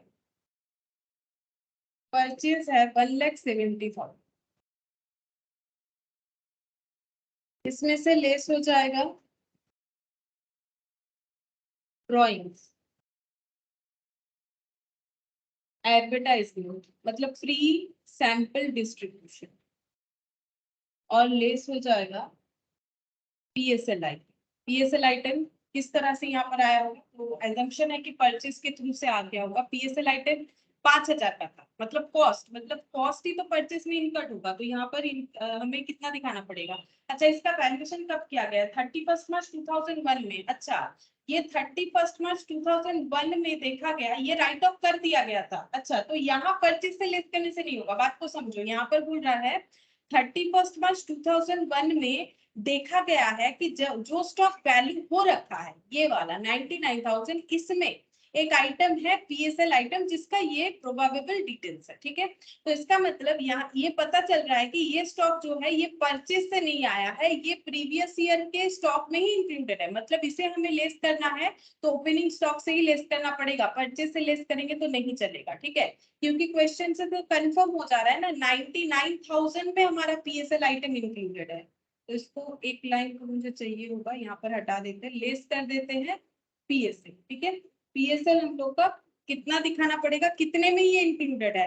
5,000 ओरिजिनल कॉस्ट का 1,000 राइट ऑफ करके इंक्लूड किया गया है, मतलब ये हो जाएगा हम लोग का 4,000। ठीक है, बाकी क्वेश्चन में ऐसा नहीं था। एक्चुअली बाकी क्वेश्चन में ना हर जगह पे ट्रेडिंग बन रहा था, फिर ट्रेडिंग से वो हम लोग राइट ऑफ कर रहे, तो ये कैलकुलेशन ना ट्रेडिंग में ही हो जा रहा था। इसी वजह से, जैसे कि देखो कोई भी क्वेश्चन देख लो ऐसा वाला, इस तरह के क्वेश्चन में हम लोग का क्या हो रहा था, जैसे ये वाला, ये ट्रेडिंग बन रहा था, फिर ये ट्रेडिंग का मेमो ट्रेडिंग में जा रहा था, तो ये ऑटोमेटिकली पीएसएल एक्सक्लूड करके आ रहा था। अभी हमें क्या करना है ना, क्वेश्चन में सिर्फ ये बनाना है, तो हमें खुद से यहाँ पर एक्सक्लूड करना पड़ेगा। ठीक है, तो वही चीज हम लोग कर रहे हैं, तो इसीलिए इसी पॉइंट पे एक्सक्लूड हो जा रहा है। तो इसके साथ कंफ्यूज मत हो जाओ, क्योंकि समझना है पॉइंट को। ठीक है, तो यहाँ पर इसमें इंक्लूडेड है बोल रहा है, तो हम लोग यहाँ से एक्सक्लूड कर देंगे, तो ये हो गया 95,000। ठीक है, अब यहाँ पर लिखेंगे टू परचेज, हो जाएगा यहाँ पर, चलेगा टू परचेज 1,70,000। अच्छा, यहाँ से पार्टनर ने ड्राइंग्स किया है, लेकिन ये भी सेल वैल्यू पे है, इसे हमें कॉस्ट वैल्यू पे दिखाना पड़ेगा। और ये फ्री सैंपल वाला 1,500, ये लेस कर देते हैं 1,500। अच्छा, पीएसएल यहाँ से लेस नहीं होगा, ड्राइंग्स लेस होगा।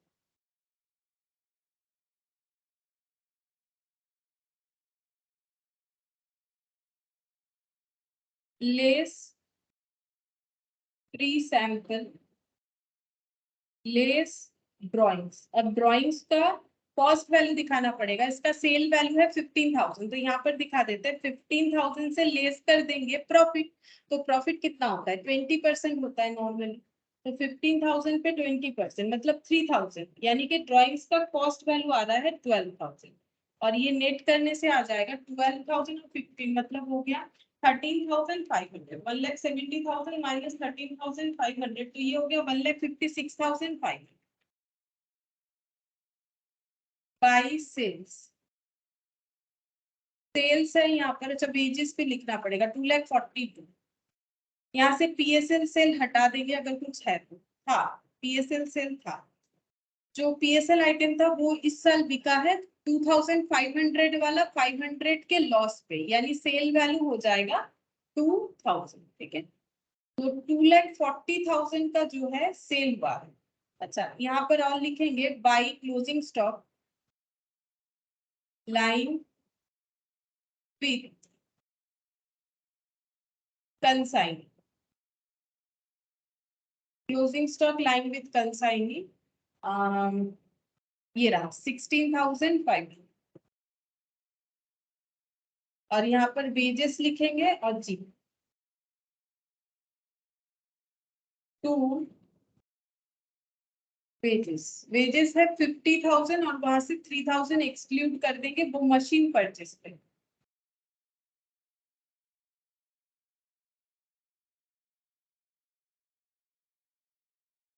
$47,000 to GP 2,40,000 into 20 48,000 by closing stock balancing 95 plus 1,56,500 95,000 plus 1,56,500 plus 47,000 plus 48,000 3,46,500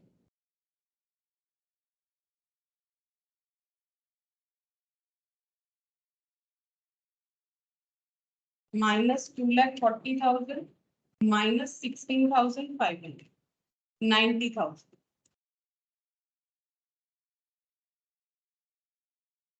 closing stock। अब calculation of total loss, calculation of total loss closing stock as on date of fire. अब ये पूरा का पूरा जो है नॉर्मल स्टॉक है, ठीक है। जब भी हम लोग पीएसएल वाला केस रहेगा ना, तो ध्यान रखना है कि लास्ट में कोई हमारा एबनॉर्मल स्टॉक बचा हुआ तो नहीं है।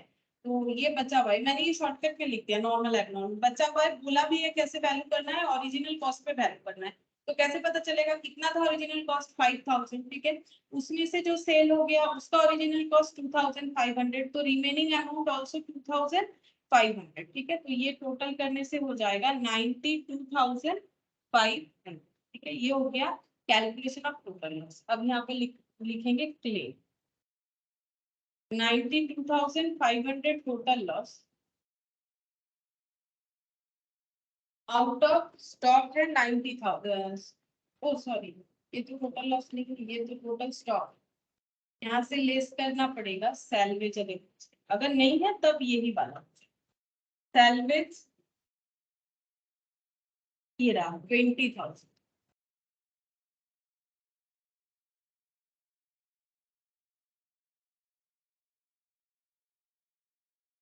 सेवेंटी टू 500, तो ये हो जाएगा 70 to 500 90 to 500 into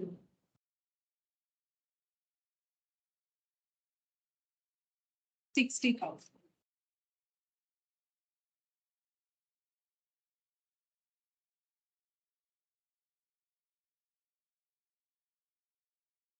four seven zero two seven 47027.0 मतलब अप्रोक्सीमेट मैम 470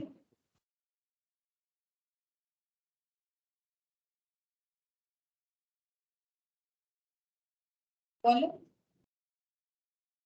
48,333 হচ্ছে। আনসার তো মিলে ছিল, এটা আসছে 72,500। এইটা লিখো 90 যদি লিখে দিয়েছো তাহলে ভুল ঠিক আছে। তুমি এইটা লিখেছো ওই জন্য ভুল আসছে, এটা তো টোটাল স্টক নরমাল অ্যামাউন্ট দিতে ইনক্লুড।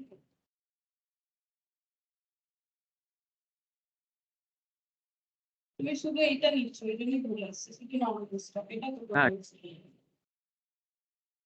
এই জন্য ভুল আসছে, এই জন্য এই অ্যামাউন্ট আসছে। তুমি শুধু এটা নিয়ে এসো পুরোটা না, তাহলে এটা আসছে।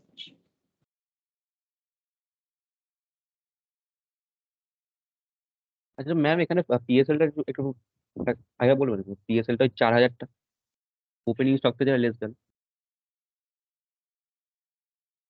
কারণ এটা 4000 ইনক্লুড হবে, কারণ এটা বলে দিয়েছে না, এটা এটা কখন দেখা গেছে এই স্টকটা, বলছে এটা 31 মার্চে ভ্যালু যখন হয়েছিল স্টক, যেটা হচ্ছে এইটা 31 মার্চের স্টকের ভ্যালুয়েশন তো আমাদেরকে এখানে দিয়ে দিয়েছে, এই যে 99, ঠিক আছে। 31 মার্চে যে স্টকের ভ্যালুয়েশনটা হয়েছে তখন বলছে while valuing the stock AS2 তো করেছে, ঠিক আছে, AS2 তে বলছে যখন স্টকের ভ্যালু হয়েছে তখন একটা স্টক যার অরিজিনাল কস্ট ছিল 5000, ওটা 1000 কম করে দেখানো আছে, তাহলে 4000-এ দেখানো আছে, তাহলে কস্ট 4000 আর ভ্যালু করা হয়েছে মানে ফেয়ার ভ্যালু বলতে পারো 4000, তাহলে which ever is lower, তাহলে 4000 এ নিশ্চয়ই এখানে ইনক্লুডেড করা আছে, সেই জন্য 4000 টা লিস্ট করো।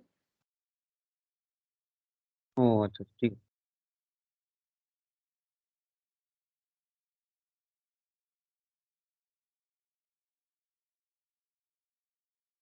ये हो गया हम लोग का क्वेश्चन नंबर 3।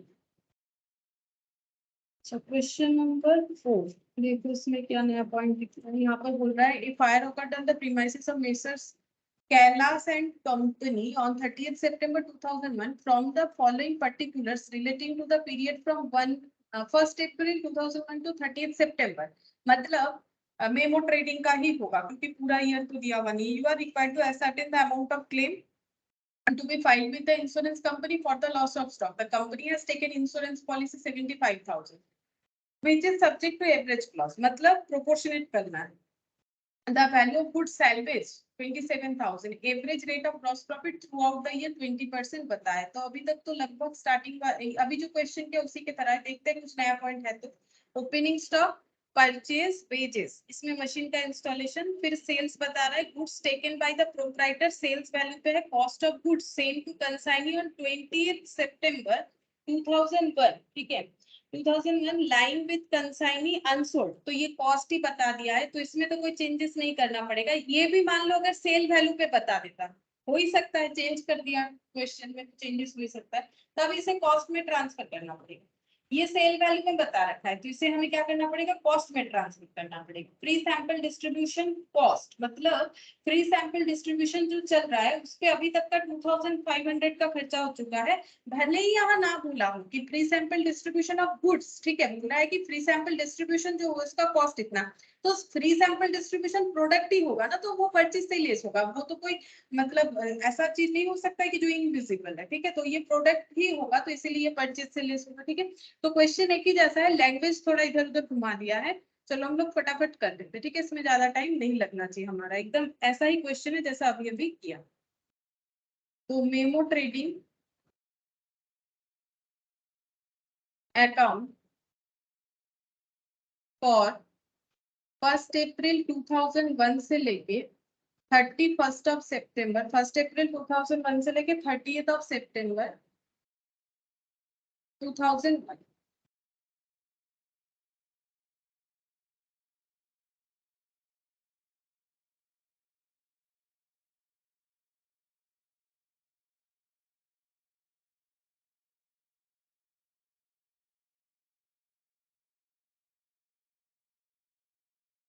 लिखेंगे ओपनिंग स्टॉक, ओपनिंग स्टॉक है 1,20,000।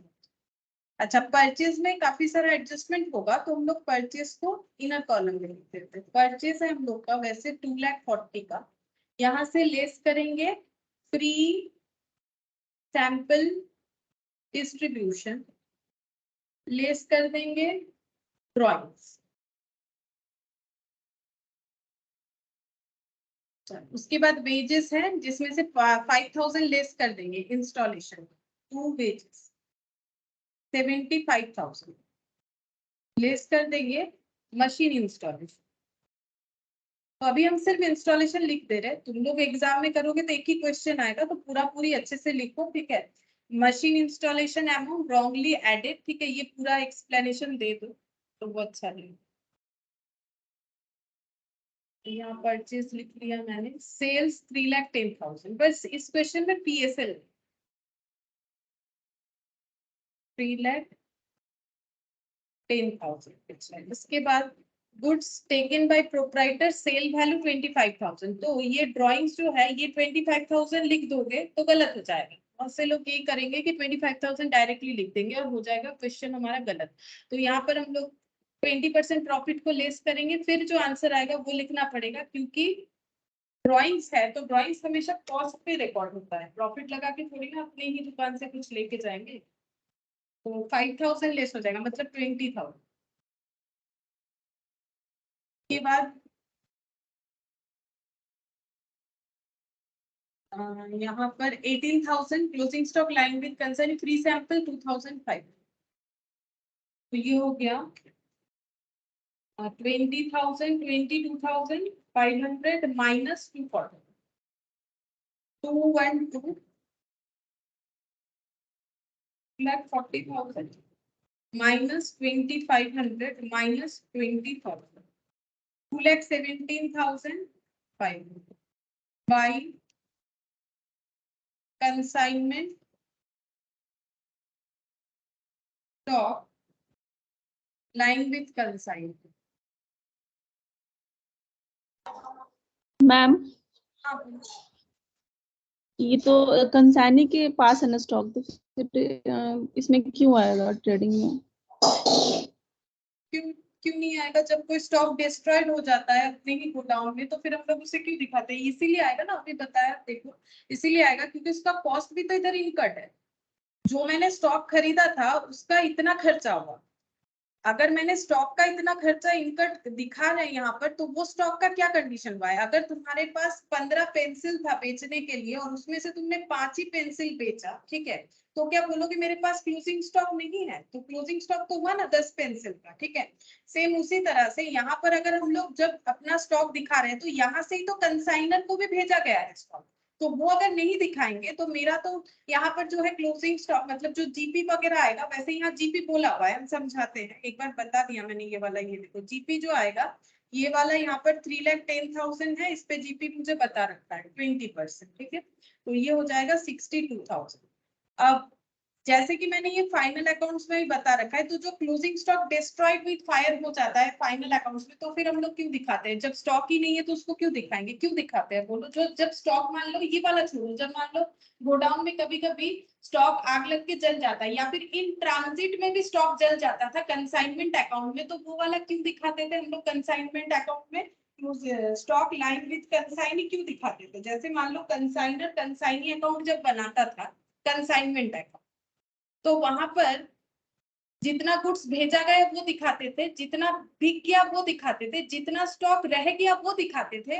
तो वो तो कंसाइनर के पास है, कंसाइनी के पास रह गया, तो भी कंसाइनर क्यों दिखाता था कि ये स्टॉक कंसाइनी के पास है? ये दिखाता क्यों?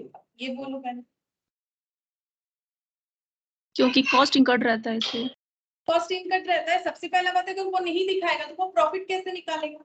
एक बात सोच के देखो, वो प्रॉफिट कैसे निकालेगा? अगर मेरे पास 100 रुपीज का स्टॉक था, उसमें से मैंने 100 में से मैंने 20 रुपीज का स्टॉक बेच दिया और 20 रुपीज के स्टॉक को मैंने 22 में बेचा, तो मेरा प्रॉफिट कितना आ गया? 2 रुपीज आ गया।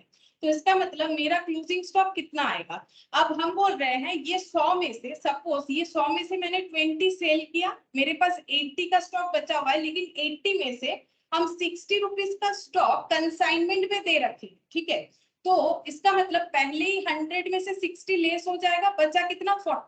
40 स्टॉक मेरे पास अवेलेबल है बेचने के लिए और 60 रुपीज का स्टॉक मैंने कंसाइनमेंट में बेचने के लिए दे दिया, ठीक है। अच्छा, अब ये जो 40 रुपीज का स्टॉक है इसमें से मैंने 20 रुपीज का स्टॉक बेच दिया, तो मेरे पास क्लोजिंग स्टॉक कितना होगा? ये बोलो। मेरा क्वेश्चन समझ में आया? हम यहाँ पर छोटा सा एक पॉइंट बना रहे हैं। मैंने 100 रुपए का स्टॉक खरीदा, उसमें से अपने पास रखा 40 रुपीज का स्टॉक, कंसाइनमेंट में भेज दिया मैंने 60 रुपीज का स्टॉक, ये कंसाइनमेंट में भेजा, ठीक है। ये हम खुद सेल करेंगे बोल के मैंने रखा और इसमें से मेरा सेल हुआ है 20 रुपीज का स्टॉक, और कितने से सेल हुआ? 22 से, ठीक है, तो 2 रुपीज का प्रॉफिट। तो मेरे पास क्लोजिंग स्टॉक कितना है? ये 40 में से 20 बिक गया, तो मेरे पास क्लोजिंग स्टॉक 20 रहा, ठीक है। तो अब हम यहाँ पर 20 दिखा देते हैं।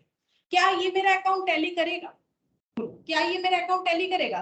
क्योंकि अगर कंसाइनी के पास है मुझे नहीं दिखाना चाहिए, तो हम यहाँ पर लिख दिए मेरे पास 100 रुपए का स्टॉक था, मैंने उसमें से 20 रुपीज का स्टॉक हाँ ये अकाउंट टैली करेगा। अगर हम ऐसा दिखाते हैं कि मेरे पास 40 रुपीज का स्टॉक था, मैंने 20 रुपीज का स्टॉक 22 में बेच दिया, 2 रुपए का प्रॉफिट कमाया और मेरे पास 20 रुपए का स्टॉक बचा हुआ है, तो जरूर मेरा स्टॉक ट्रेडिंग अकाउंट टैली होगा। लेकिन अगर हम यहाँ पर टोटल मेरा दिखा रहे हैं, टोटल मेरे पास जितना स्टॉक था, हम सिर्फ वो नहीं दिखा रहे हैं जो हम खुद बेच रहे हैं, ठीक है। हम अगर यहाँ पर पूरा 100 दिखा रहे हैं तो ये तो मैचिंग कंसेप्ट को वायलेट करेगा। अभी तो मैंने वही बताया था ना, तो ये मैचिंग कंसेप्ट को कैसे मैच करेगा। हम यहाँ दिखा रहे हैं मेरे पास 100 रुपए का स्टॉक मैंने खरीदा था और यहाँ पर डिटेल्स हम दिखा रहे हैं 40 रुपए वाला कि 40 का इतना बिक गया, इतना रह गया, इतना प्रॉफिट है, तो कैसे मेरा अकाउंट टैली करेगा।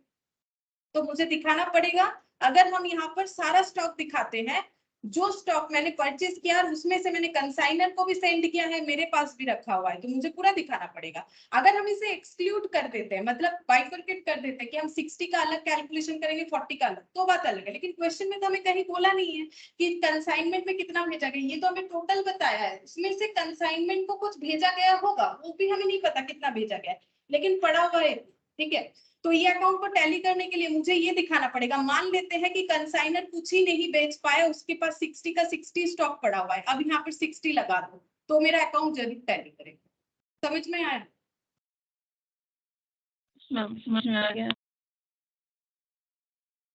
अब इसको टोटल कर लेते हैं। देखो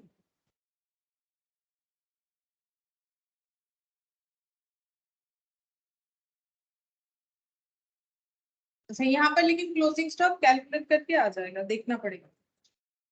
120 लाख 70 500 70,000 62,000 4,69,500 minus 3,10,000 minus 18,000 141,500 140 हाँ ठीक है 141,500 आ रहा है बाई क्लोजिंग स्टॉक 141,500 ये आ गया। अच्छा, अब हम लोग को क्या करना पड़ेगा इसके बाद? अच्छा क्या था? लॉस, कैलकुलेशन ऑफ लॉस और claim. Calculation of loss, closing stock as on date of fire 141,500 days salvage 21 या 27 ऐसा कुछ पढ़ा मैंने, salvage 27 है, माइनस करेंगे 27 114,500 total loss. Claim 114,500 divided by 141,500 into policy value, policy value है 75,000 divided by 141,500 into 75,000 60689 approx 60689 हो गया। क्वेश्चन नंबर 5 देखो क्या बोल रहा है। On 20th of June, 2nd of June, there occurred a fire in the warehouse of Mr. Jack, and his total stock was destroyed by fire. However, following could be obtained from the records saved. ठीक है, कुछ information मिल गया है। Stock starting of the year 1/4/2001 stock जो है 90% of the cost, लेकिन हम लोग को पता है इंश्योरेंस क्लेम में हम लोग किसी स्टॉक को कम या ज्यादा नहीं दिखाएंगे, हमेशा ओरिजिनल कॉस्ट पे वैल्यू करेंगे। मतलब यहाँ पर 10% वैल्यू बढ़ा लो या फिर 100% में ट्रांसफर कर लो। परचेज बता दिया, सेल्स बता दिया। Sales purchase for the year ended 31 March 2002 बताया, sale for the year ended 31 March 2002 बताया। मतलब ये सब ट्रेडिंग का पार्ट हो गया और ये जो है मेमो ट्रेडिंग का पार्ट हो जाएगा, ठीक है। फिर बोल रहा है sales up to 2/6/2002 includes 3 lakh invoice price being the goods not dispatched to the customer। मतलब बोल रहा है इनवॉइस प्राइस का मतलब क्या? Sale price. सेल में 3 लाख का ऐसा सेल इंक्लूडेड है जिसका गुड्स कस्टमर को डिस्पैच नहीं हुआ है। जब मैंने नोट्स लिखवाया था तब भी बोला था, या फिर लॉजिकली भी सोच सकते हो कि अगर मेरा गुड्स डिलीवर नहीं हुआ, डिस्पैच का मतलब होता है डिलीवर होना, तो अगर डिलीवर नहीं हुआ है तो फिर वो अगर गोडाउन में है तो वो भी जल सकता है। ऐसा थोड़ी ना है कि कस्टमर को बेच दिया तो वो नहीं जलेगा। अब आपको तो पता नहीं है ना कि कौन सा कहाँ मतलब क्या प्रोडक्ट जलाना है, वो तो आग लगेगा तो कुछ भी जल सकता है, ठीक है। तो यहाँ पर डिस्पैच नहीं हुआ है कस्टमर के पास, तो इसका मतलब क्या होगा, जल सकता है, ठीक है। तो ये वाला हमें क्या करना पड़ेगा, ये सेल से हम लोग एक्सक्लूड कर देंगे। क्यों? जब हम लोग सेल में दिखा रहे हैं तो क्लोजिंग स्टॉक में नहीं दिखा रहे। बात समझो, अगर मैंने 100 में से 20 सेल दिखा दिया तो बाकी ना क्लोजिंग स्टॉक दिखाए, लेकिन ये 20 का स्टॉक जो मैंने 22 में बेचा था वो अगर मेरे पास ही पड़ा हुआ है, हाँ बेच दिया है मैंने, फिजिकली मेरे पास है, तो मेरे पास जो स्टॉक है वो तो मेरा चलेगा ही चलेगा, ठीक है। ये मान लो 80, ठीक है, वो तो मेरा चलेगा ही, मतलब 20 रुपीज का स्टॉक मैंने 22 में बेच दिया, वो तो मैंने पेपर पेन में बेचा है, फिजिकली तो अभी तक उसके पास पहुंचा नहीं है कस्टमर के पास। तो जब फायर अकर्ड होगा तो ये पूरा स्टॉक ही चलेगा, जो क्लोजिंग स्टॉक पेन पेपर में दिख रहा है, जो सेल पेन पेपर में दिख रहा है, दोनों चीज ही चलेगा। तो इसका मतलब मुझे अगर क्लेम लेना है, हम थोड़ी ना 80 पे क्लेम लेंगे, क्यों ले भाई, क्योंकि मेरा तो स्टॉक था ना 20 रुपीज का स्टॉक भी मेरा उस दिन गोडाउन में ही था, तो मुझे तो फिर 20 रुपीज के स्टॉक पे भी क्लेम मिलना चाहिए। तो इसीलिए बोला गया है कि डिस्पैच नहीं होने पे सेल मत मानो। तो इसको सेल मत मानो, सेल नहीं मानना है तो ये पूरा का पूरा क्लोजिंग स्टॉक हो जाएगा। जस्ट लाइक दैट जो सेल है उससे ये हम लोग माइनस कर देंगे, क्योंकि यहाँ पर तो मैंने पूरा दिखा दिया, ठीक है। तो हम लोग क्या करेंगे, माइनस कर देंगे, 3 लाख का सेल कम दिखा देंगे। परचेज बोल रहा है इंक्लूड से मशीनरी, ये तो पता ही है, मशीन परचेज में नहीं दिखा सकते, एक्सक्लूड कर दो। और however it does not include goods worth 1,20,000 received from the supplier। अच्छा, परचेज में और एक एडजस्टमेंट बोल रहा है, सप्लायर से 1,20,000 का जो है स्टॉक नहीं मिला है बट इनवॉइस मिल गया है। मतलब पेन पेपर का अगर देखो तो परचेज पक्का है, लेकिन जब गोडाउन तक स्टॉक आया ही नहीं है तो फिर वो चलेगा नहीं। तो फिर इंश्योरेंस कंपनी बोल रही है, जैसे हम आपको बेनिफिट दे रहे हैं कि आप अगर सेल किए हो लेकिन आपका स्टॉक डिस्पैच नहीं हुआ है तो सेल मत दिखाइए, क्लोजिंग स्टॉक दिखा दीजिए। तो सेल से लेस करने का मतलब ऑटोमेटिकली वो क्लोजिंग स्टॉक में आ जाएगा। जैसे ये 20 से लेस करोगे, ये 20 माइनस 20 जीरो कर दोगे तो वो ऑटोमेटिकली हमारा क्या हो जाएगा, क्लोजिंग स्टॉक। ये देखो यहाँ 100 दिखा रहे हैं, यहाँ पर 20 का सेल को 22 का सेल को अगर हम लोग 20 दिखा देते, जैसे देखो यहाँ पर जीपी कितना दिख रहा होगा, 2 रुपए, 20 का स्टॉक 22 में बेचा था, 80 क्लोजिंग स्टॉक था। लेकिन जिस दिन फायर ऑकर हुआ उस दिन ये स्टॉक डिस्पैच नहीं हुआ तो हमारे पास ही था। तो रूल्स क्या बोल रहा है, सेल मत दिखाओ, ठीक है। तो हम लोग सेल नहीं दिखाएंगे, तो हम लोग सेल पूरा लेस कर देंगे, तो सेल जीरो हो गया। तो यहाँ पर क्लोजिंग स्टॉक कितना दिख रहा होगा, क्लोजिंग स्टॉक तो अपना 80 ही दिख रहा होगा, ठीक है। क्लोजिंग स्टॉक अपन लोग का 80 दिख रहा होगा। और यहाँ पर अगर हम लोग सेल को जीरो कर देंगे तो ये हमारा कितना, ये 22 है, यहाँ 22 से जीरो करने पे ये 2 रुपीज यहाँ पर आ रहा है। यहाँ पर ऐसे होना चाहिए, 100 का स्टॉक था, 22 का अगर सेल कर दिया था हम लोगों ने, 2 रुपीज का प्रॉफिट बुक हो गया। लेकिन हम लोग बोल रहे हैं इसको हम लोग सेल नहीं दिखाएंगे तो प्रॉफिट भी बुक नहीं करेंगे। सुनो, सेल नहीं दिखाएंगे तो प्रॉफिट भी तो बुक नहीं करेंगे ना। जब हम लोग 3 लाख लेस कर रहे हैं तो जीपी भी तो हमारे बाकी अमाउंट पे कैलकुलेट हो रहा है, तो जीपी जीरो हो गया, 100 इधर, ये जीरो हो जाएगा, ठीक है। अब अगर हम लोग बैलेंस करेंगे, क्योंकि हम लोग तो क्लोजिंग स्टॉक बैलेंस करते हैं, तो क्लोजिंग स्टॉक यहाँ पर ऑटोमेटिकली क्या आ जाएगा, 100 आ जाएगा। जब हम लोग बनाते हैं ये वाला अकाउंट वीमो ट्रेडिंग, तो जीपी हमें पता होता है, यहाँ पर जीपी जीरो आ रहा है मेरे एग्जांपल के हिसाब से, तो क्लोजिंग स्टॉक ऑटोमेटिकली 100 हो गया ना। मतलब वो क्लोजिंग स्टॉक में ऑटोमेटिक 20 का स्टॉक जो है इंक्लूड होके 20 प्लस 80 100 हो गया, ठीक है। इसी कंसेप्ट में हो। अब परचेज का भी सेम बोल रहे हैं, अगर आप सेल वाला बेनिफिट ले रहे हो तो परचेज वाला बेनिफिट हमें तो हम लोग क्यों माने कि आपका ये परचेज जो है ये गोडाउन में था, जब आपके पास फिजिकल स्टॉक था ही नहीं तो ये जलेगा कैसे, ठीक है। तो फिर जो ओनर है उनको भी ये मानना पड़ेगा कि हाँ हम लोग परचेज में इसे इंक्लूड नहीं करने वाले, ठीक है। तो यहाँ पर बोल रहा है द इंश्योरेंस पॉलिसी 4,80,000 हमें क्लेम कैलकुलेट करने के लिए बोला है, ठीक है। देखो कैसे हो।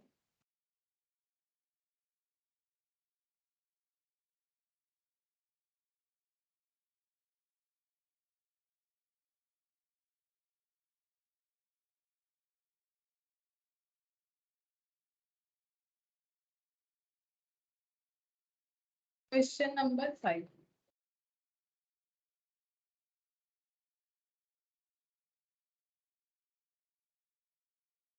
trading account for the year ended 31st March 2000 to opening stock. तो ओपनिंग स्टॉक कितना हो जाएगा? ओपनिंग स्टॉक ये वाला 5,40,000। ये 31st March 2002 का ईयर एंड है, तो इसका स्टार्टिंग 1/4/2001 होगा। 1/4/2001 क्लोजिंग स्टॉक 31st March 2002 को 6,48,000, बट वो कम किया गया है, तो उसका वैल्यू को हम लोग सही कर लेंगे। 6,48,000 ये रिप्रेजेंट करता है 90% को, लेकिन हमें 100% वैल्यू चाहिए।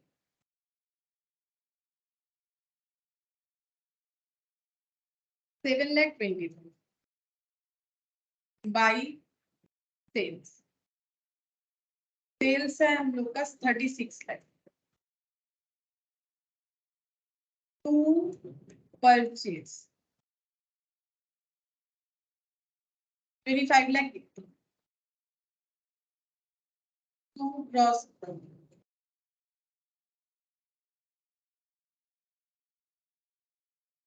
36 plus 7 lakh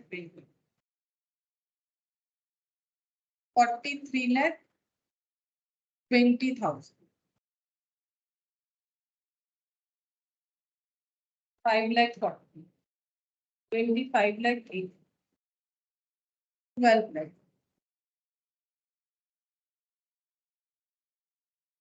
Gross profit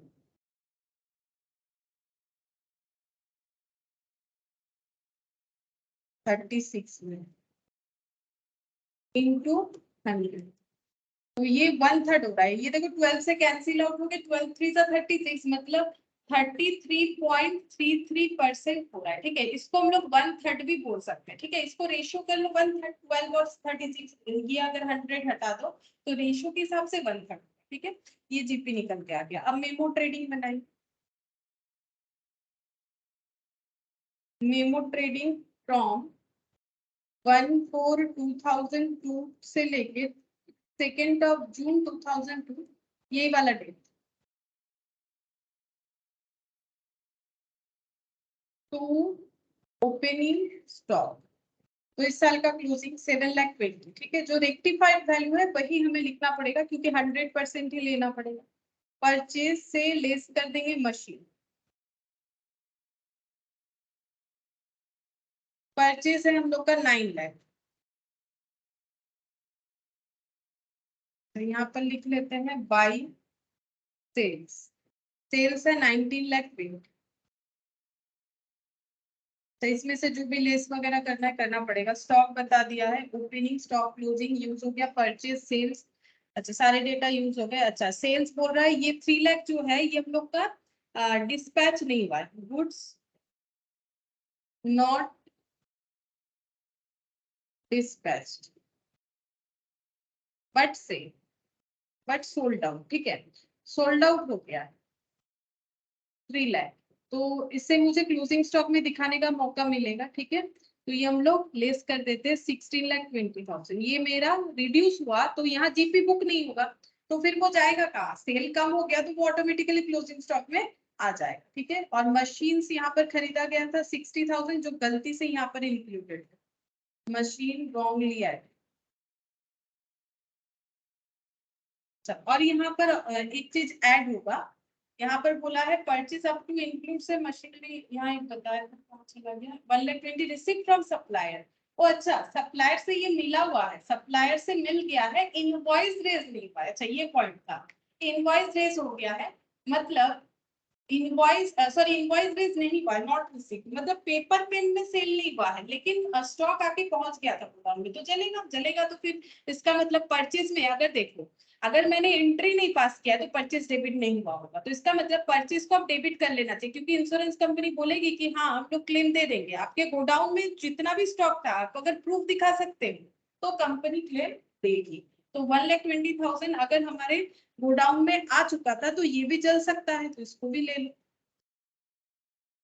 goods received but invoice not raised, invoice not raised 9 lakh minus 60,000 plus 1,20,000 9,60,000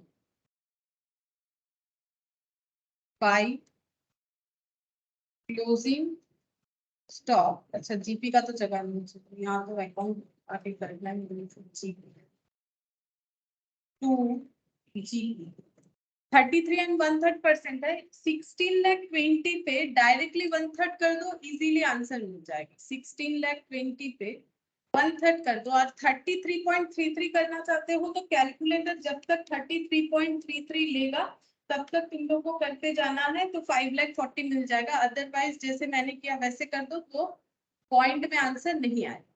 5,40,000 plus 9,60,000 plus 7,20,000 22,20,000।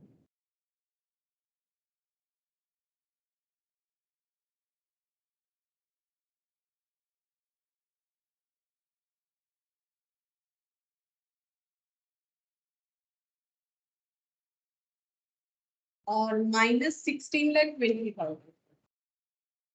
Closing stock आ जाएगा 6 में। बैलेंसिंग, अब हम लोग को लॉस कैलकुलेट करना है। कैलकुलेशन ऑफ लॉस,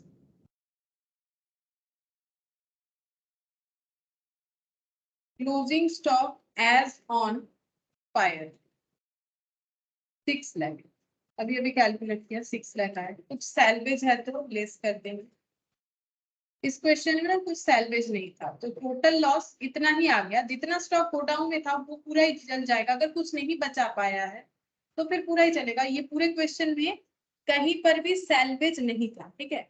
अच्छा अब क्लेम कैलकुलेट करने बोल रखा था, चलो claim calculate. Calculation of claim, तो amount of claim, total loss out of total stock. तो 100% लॉस है, ठीक है। जितना स्टॉक था पूरा ही जल गया होगा, क्योंकि किसी तरह का जो है बचाने का कोशिश नहीं हुआ है, तो बचा देंगे, ठीक है। अच्छा यहाँ पर पॉलिसी वैल्यू कितना है?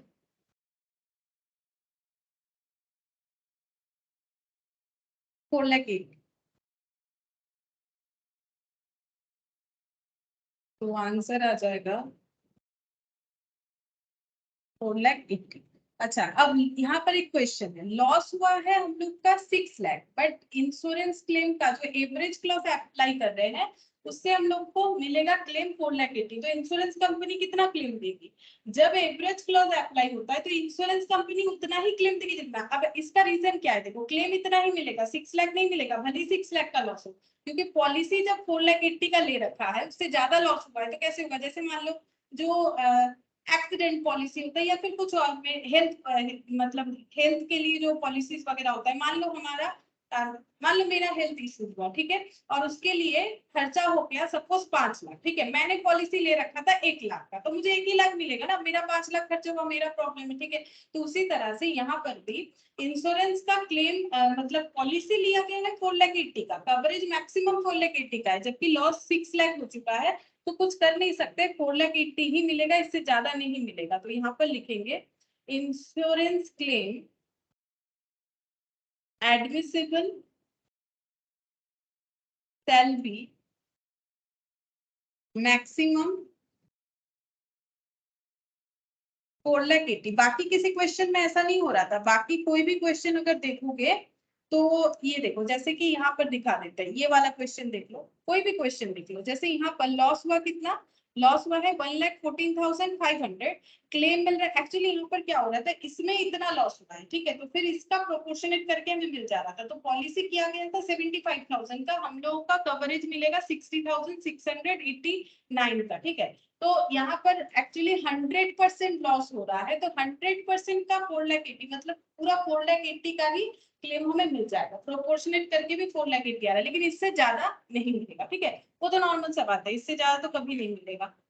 यही हम लोग का मैक्सिमम क्लेम हो सकता है। अच्छा इसके मैम बाद का কি হতো মানে সাপোজ স্টক রয়েছে 4 লাখ, মানে ক্লোজিং স্টক সাপোজ 4 লাখ রয়েছে আর কোনো স্যালভেজ নেই, তাহলে তো টোটাল মানে আমার লস তো 4 লাখই বেরিয়ে আসতো, আর ইন্স্যুরেন্স করা 4 লাখ আছে, তখন কি করে হতো? তো তোমার যতটা লস ততটাই পাবে না। যদি ধরো তোমার এটা 4 লাখ হতো, এরকম বলছো তো, তাহলে কিন্তু ক্লেম 4,80,000 দেবে না, তাহলে 4 লাখ কি দেবে, বুঝতে পারলে? মানে 4,80,000 তুমি ইন্স্যুরেন্স করেছো, খুব ভালো কথা, কিন্তু তোমার যদি লস 4 লাখের, যেমন ধরো আমি মেডিকেল পলিসিটা করেছি 1 লাখে, কিন্তু আমার খরচা যদি 20,000 টাকা হয়, তাহলে আমাকে ইন্স্যুরেন্স কোম্পানিকে তো আমাকে প্রুফ দেখাতে হয় না যে আমার এই খরচা হয়েছে, আমাকে বিল দেখাতে হবে, সব দেখাতে হবে। তো আমাকে কতটা দেবে? আমাকে 20,000-ই দেবে, তার বেশি দেবে না। সেরকম এখানেও তাই হয় কি, যদি আমার 4 লাখের লস হয়, ঠিক আছে, 4 লাখের আমার স্টক ছিল, 4 লাখের স্টকই পুরো পুড়ে গেছে, আমার ইন্স্যুরেন্স করা আছে 4 লাখের আছে, কিন্তু ক্লেম যেটা ম্যাক্সিমাম যেটা লস, সেটাই ক্লেম ম্যাক্সিমাম লস অ্যামাউন্ট হবে। তার মানে তোমার এখানে ক্লেম 4 লাখ টাকা হবে, তার বেশি হবে না কখনো। तो क्लेम हमेशा मैक्सिमम लॉस को कवर करेगा, मतलब लॉस को या तो पूरा कवर कर लेगा या तो लॉस को पूरा कवर नहीं कर पाएगा। लेकिन मैंने इंश्योरेंस पॉलिसी ज्यादा किया है, मेरा लॉस कम है, तो मुझे पूरा मिल जाएगा, ऐसा नहीं होता है, ठीक है, कभी नहीं होता है, कोई भी इंश्योरेंस के केस में नहीं होता है। सिर्फ लॉस ऑफ, मतलब ये बिजनेस वाला बात नहीं, कोई भी इंश्योरेंस तुम लोग देखोगे तो जो लॉस हुआ है अगर कवरेज है तो उतना मिल जाएगा, ठीक है, लेकिन उससे ज्यादा कभी नहीं मिलेगा, यही हो सकता है। जैसे हम यहाँ पर एक पॉइंट, बात जब आया तो एक पॉइंट बता ही देते हैं, ठीक है। जैसे ये देखो, हम लोग का लॉस 2 तरह का हो सकता है, एक हो सकता है पार्शियल लॉस और एक टोटल, एक पार्शियल, ठीक है। एक टोटल लॉस हो सकता है, एक हो सकता है पार्शियल लॉस। पार्शियल लॉस मतलब कुछ जला, कुछ हम लोगों ने बचा लिया। तो टोटल लॉस का मतलब 100% स्टॉक डैमेज्ड एंड डिस्ट्रॉयड, और यहाँ पर सम ऑफ स्टॉक पेड और सैल्वेज्ड, जिसे हम लोग बोल रहे हैं। अब देखो कैसे होता है, जैसे हम एक एग्जांपल लेते हैं, केस 1, केस 2, ठीक है, स्टॉक डिस्ट्रॉयड, यहाँ पर 3 लाख, अब डिस्ट्रॉयड बाय फायर ही, ठीक है, 3 लाख। तो यहाँ पर अमाउंट ऑफ पॉलिसी 4 लाख, यहाँ 2 लाख 50। अब यहाँ पर लिखते हैं क्लेम, अगर ये टोटल लॉस का केस है, ठीक है, मतलब यहाँ पर हम लिख देते हैं 100, ये जो स्टॉक डिस्ट्रॉयड है ये है 100% लॉस, ठीक है, मतलब हम ये पहला केस बोल रहे हैं कि अगर मेरा लॉस 100% हुआ है, मतलब मेरे पास 3 लाख का ही स्टॉक था, मेरा 3 लाख का स्टॉक ही जल गया और मेरा पॉलिसी 4 लाख का है, तो बोलो क्लेम कितना मिलेगा, बताओ। 3 लाख। हाँ, बोलो। 3 लाख ही হবে। हाँ, 3 लाख, 3 लाख मिलेगा, 4 लाख नहीं मिलेगा, ठीक है, 4 लाख पॉलिसी क्यों, ठीक है, लेकिन लॉस तो 3 लाख हुआ है, तो इंश्योरेंस कंपनी तो लॉस को चेक करते हैं, उसके हिसाब से क्लेम देगी। अब ये वाला मेरा 3 लाख का पूरा स्टॉक चल गया, 100% लॉस वाला ही एग्जांपल है। केस 2 है, मेरा कोई स्टॉक नहीं बचा पाए, लेकिन मेरा पॉलिसी 2,50,000 का किया हुआ है, तो बोलो इंश्योरेंस कंपनी मुझे कितना देगी, इंश्योरेंस कंपनी की तरह सोच के बताओ, क्या बोलो। 2,50,000 হবে। 2,50,000 ये होता है, ठीक है, इस तरह से होता है। और अगर पार्शियल वाला केस पे जाए तो ये भी एक बार बता देते हैं, देखो पार्शियल लॉस वाला केस भी एक बार बता देते हैं। पार्शियल लॉस में ऐसे देखो, अगर इसका 2 पार्ट करेंगे, ठीक है, अगर सफिशिएंट पॉलिसी है तो क्या होगा, अगर सफिशिएंट पॉलिसी वैल्यू नहीं है तो क्या होता है, समझ जाओगे, क्योंकि हम लोग तो क्वेश्चन कर चुके हैं उसी कंसेप्ट पे ही। सफिशिएंट पॉलिसी और इनसफिशिएंट पॉलिसी।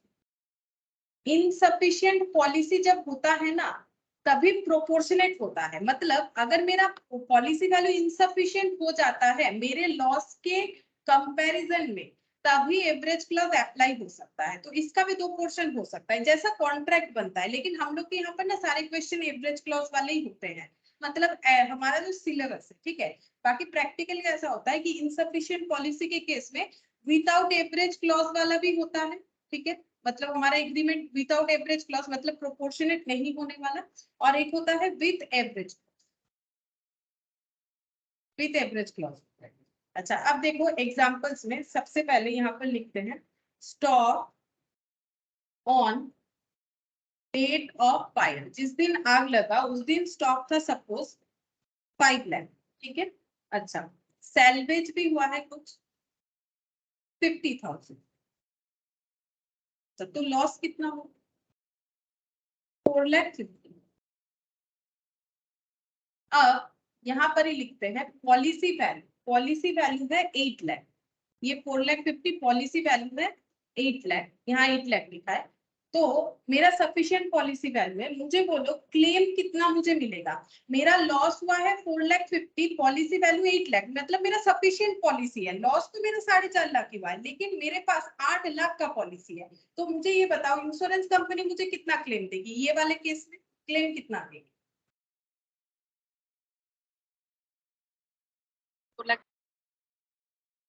4.5 लाख